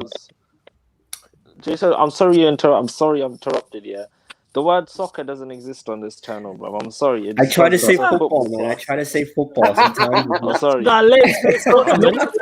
You know what's hilarious? You know what's hilarious? Go on, tell me. You know what's hilarious? England created the English language. Who created the word soccer? You was it you? It has to be. It was you. No, it wasn't. Was it us? How could it be us? English people created the word soccer. Yes or no? I have no idea. Really? I can't believe that. My life is a lie. It's an English word. So you created the word. We just use the word. Wow, someone's getting technical here. No, I feel like my life is I just had to point that out. Sorry, man, it's just habit, right? Because when you say football, it's American football, like. So it's like you always got to switch that. Oh yeah, I know when to switch it up, but I just had to shoot that at Harrison. Man, like that's my comeback. Well, Tyler Jones says English people moved to America, so technically, so. You know what? Yeah, we're living in the now, innit? So. Soccer's not. All I'm saying is you invented. Guys, I tell you. Listen. You guys, yeah, after watching football so many times, yeah, like just so many times, it's like, do you not feel wrong saying the word soccer?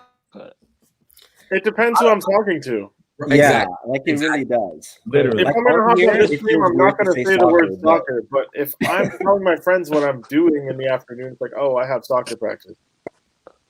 Yeah. And also, if I'm talking on a stream, I'm gonna say football. But I'm like talking to an American, I'm probably soccer. It's also the league in America. I thought the Americans would correct the other Americans and create a new culture of football, bro. And they know American football is not the one, and it's all about football, bro. Like, I thought that would be. I love me some NFL. I can't even lie. So I love me. Yeah, some I'm NFL. not gonna sit here and lie. I watch entirely too many Ravens games, like for the normal person, but it's all good. You're not racist yes, team. Sir. I'm a diehard Ravens fan, bro. Are you really? Ravens. My family is not the Redskins. My family grew up on Browns. Hey, you love the racial You love the racial sexual harassment team? You love that team? What team? What? Hold on, wait, what? What team? The Washington football team? Can't Ben Simmons shoot a free throw, man? Oh my gosh! I would say you support the Redskins. That's what I'm asking. You said what? What just happened there? You said what, Devontae? I'm saying because you're from Washington. I was asking if you support the Redskins. Nah, so I'm from Maryland. Baltimore's in Maryland. And the Washington football team is technically in Maryland too, but they rep DC. So yeah, no, my dad, when I was growing up, he was in Baltimore, so I used to pass the Ravens M&T Bank like every day. Crazy enough, I've still never been to a home game. I'm gonna change that this year. But yeah, diehard Ravens fan. Yeah, I haven't been to a home game either, but I live out here in LA, north of LA, so I was just in LA all weekend. Okay. Yeah. Just here it's a lot of Buffalo fans just because by the border. So either Buffalo or Lions, but we're closer to Buffalo than Detroit. So yeah, the Bills. I don't like the Bills, man. They did me dirty this year. Hurt my heart. Yeah, I went. The Ravens played the Rams Monday Night Football when we went like 14-2. I was there in the season ticket like Rams section. I never felt so invincible in my life. Yeah, that game is probably like my favorite game over the past 5 years. It was 35-6 at halftime. People were leaving. People were yelling trade Jared Goff. I never felt so powerful in a stadium with rival fans. Killing them, man. Oh my God, that was such a good game. It was ridiculous. Oh man, it was such a good game. We scored the second touchdown. It's 14-0. I'm just here listening to the conversation from the couple behind me. The girl says, "Oh, maybe we could come back," and her boyfriend, or husband, whatever, was like, "No, we're not going to do it. Jared Goff fucking sucks."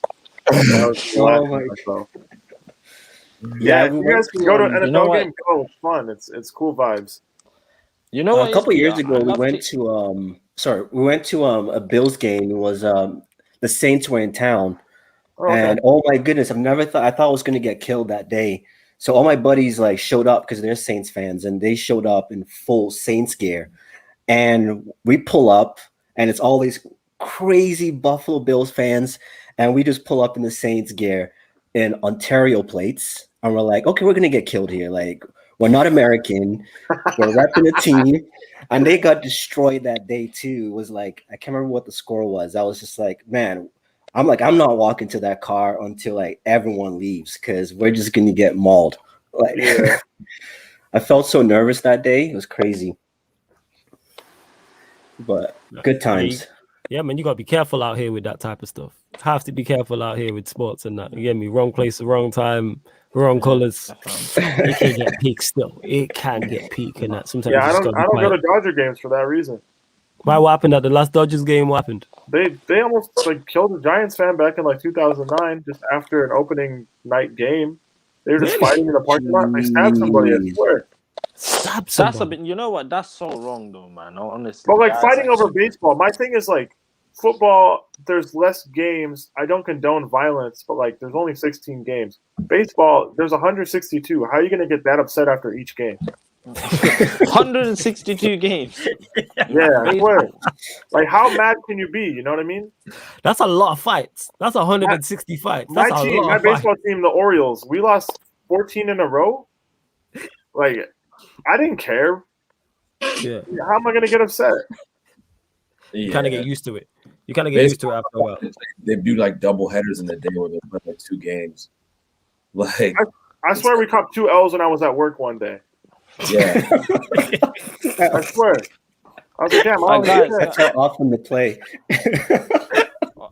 Hey guys, can I ask you something? Which sports fan would you say are the most aggressive? Yeah, baseball, basketball, or NFL? NFL. NFL because you drink the most. Yeah. NFL. NFL for sure. NFL is because NFL is like our version of your football, right? Like it's very, very tribal. It's very region based. Like Ravens fans and Steelers fans.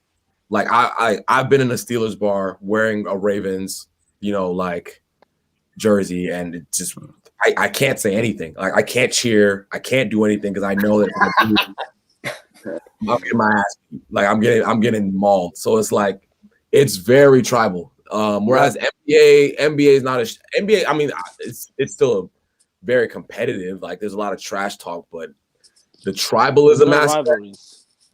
Yeah, the NBA has rivalries, but it's not the same as the NFL. Like I don't know how to explain. They're not as traditional because the NFL you play your divisional opponents twice a season. Yeah, and the winner of your little mini division gets a playoff berth. So like there's stakes on it. And in the NBA, half the conference gets into the playoffs anyways. So the individual regular season games can't mean as much. Whereas in the NFL, your matchup against your division rivals probably determines who gets to the playoffs and who doesn't.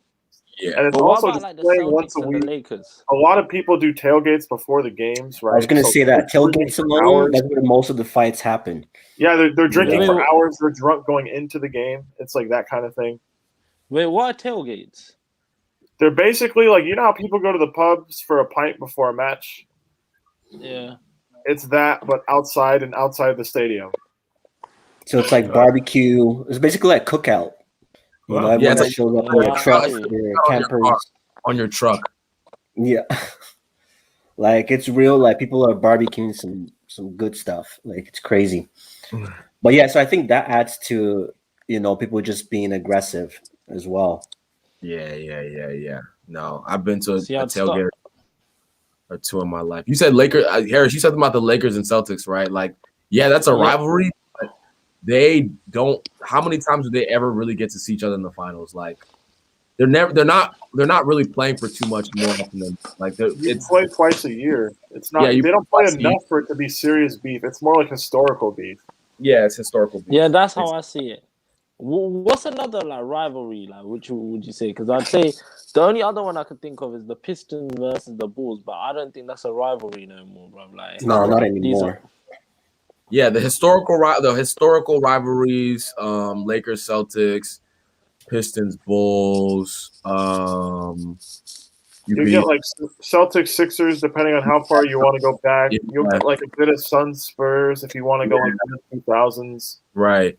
Yeah, there's a lot of like mini rivalries, but there's never really like it's not a ton. You know what I mean? There's really not a ton. Like we could say Warriors Cavs was a rivalry because they faced each other like 4 years in a row. Yeah, that was one. But you can't compare in NFL and college football, like the rivalries are deep, like deep rivalries. Yep. That get very. I feel like basketball is just more of wherever whatever teams have the best players. It's just more of like it's not like a historic rivalry. It's just more of who has the best players. Just go against it, right? That's go against each other versus, like you said, college football or college sports in general. Just because the schools have history, so that's the rival there, or like football. Mm-hmm. No, 100%. So let me ask you this, J Socials. Yeah, who would you say is Toronto Raptors' biggest rivals? Like, the Vancouver Grizzlies. No, Toronto doesn't have. No, they don't really have a rival. Like, we're just seen as the underdog in the entire league. Their biggest rival is LeBron, mate. What? Yeah. Oh, I want to say LeBron is y'all's biggest rival. That's pretty much. Yeah, that too. We've got. Yeah, he's our kryptonite. Like, we just can't. Yeah, we just can't figure it out with LeBron. Their biggest rival is a player. Yeah, no, literally, LeBron has single-handedly broken their heart probably like 4 or 5 years. Yeah, he's definitely not loved here. That's for sure. Like, he's not. Heartbreak. But yeah, no, Raptors don't really have a rivalry like that. Trying to think. Even the Jays don't really have. I'm trying to think. It's more hockey. Hockey is where you get the rivalry, like with KJ, to be honest, Canadian teams. Duke Carolina is a real rivalry, but as somebody who's gone to USC UCLA games, there's not really hatred like that. Like Southern California sports rivalry doesn't exist to the extent that it does in other parts of this country. There's too many other things to do here, and people are just too preoccupied. Like, we don't hate enough because our lives are like too solid. You know, like if you live in the middle of nowhere, like Alabama, right? Like you have nothing to do. You watch the Crimson Tide on the weekend. They're playing Auburn. You hate Auburn. You have nothing else to do but hate your rivals. Like here, you could go to the beach. You could go skiing. You could go downtown. You could go out to the countryside to camp for a weekend. We don't really like USC and UCLA fans. It's not that deep. They act like it is. It's a fun night out. It's a nice warm afternoon, but it's not as deep. It's not that's true. The smaller the community, the bigger the rivalry, right? Because going to like a college game, that's the highlight of the weekend, right? Like going to college versus that's all there is to do. Versus you have like bigger cities, there's so much to do that care less. In one weekend in LA, you'll have an LAFC match. You can have a Lakers game for the start of their season. You could have a college football game, and you would have like college basketball starting up as well.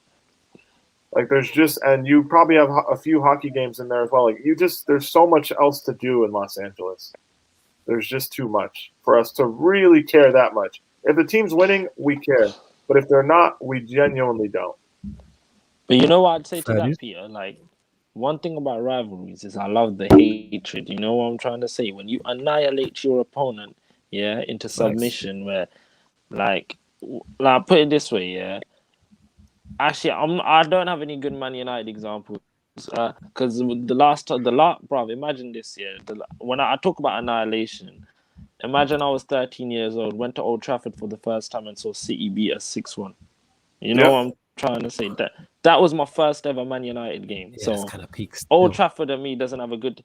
And another fact is, I don't think I should. If Man United ever have a Champions League final, I'm not gonna go to the stadium because I've never been to a football match where they've won.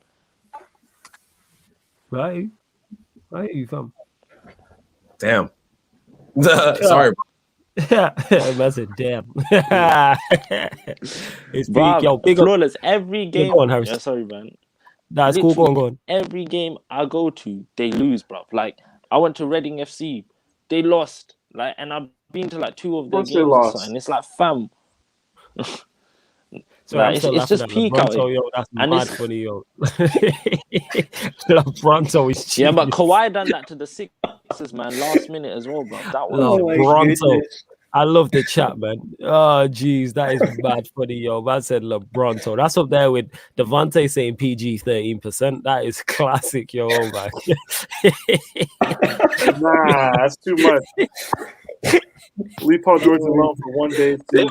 I know. Hey, I was the one here trying to back him and that, and everyone was on my case. You know what I'm saying? I was trying to back playoff P, calling him way off P, pandemic P, PG 13%. You got it, bad disrespectful. Very disrespectful, you know.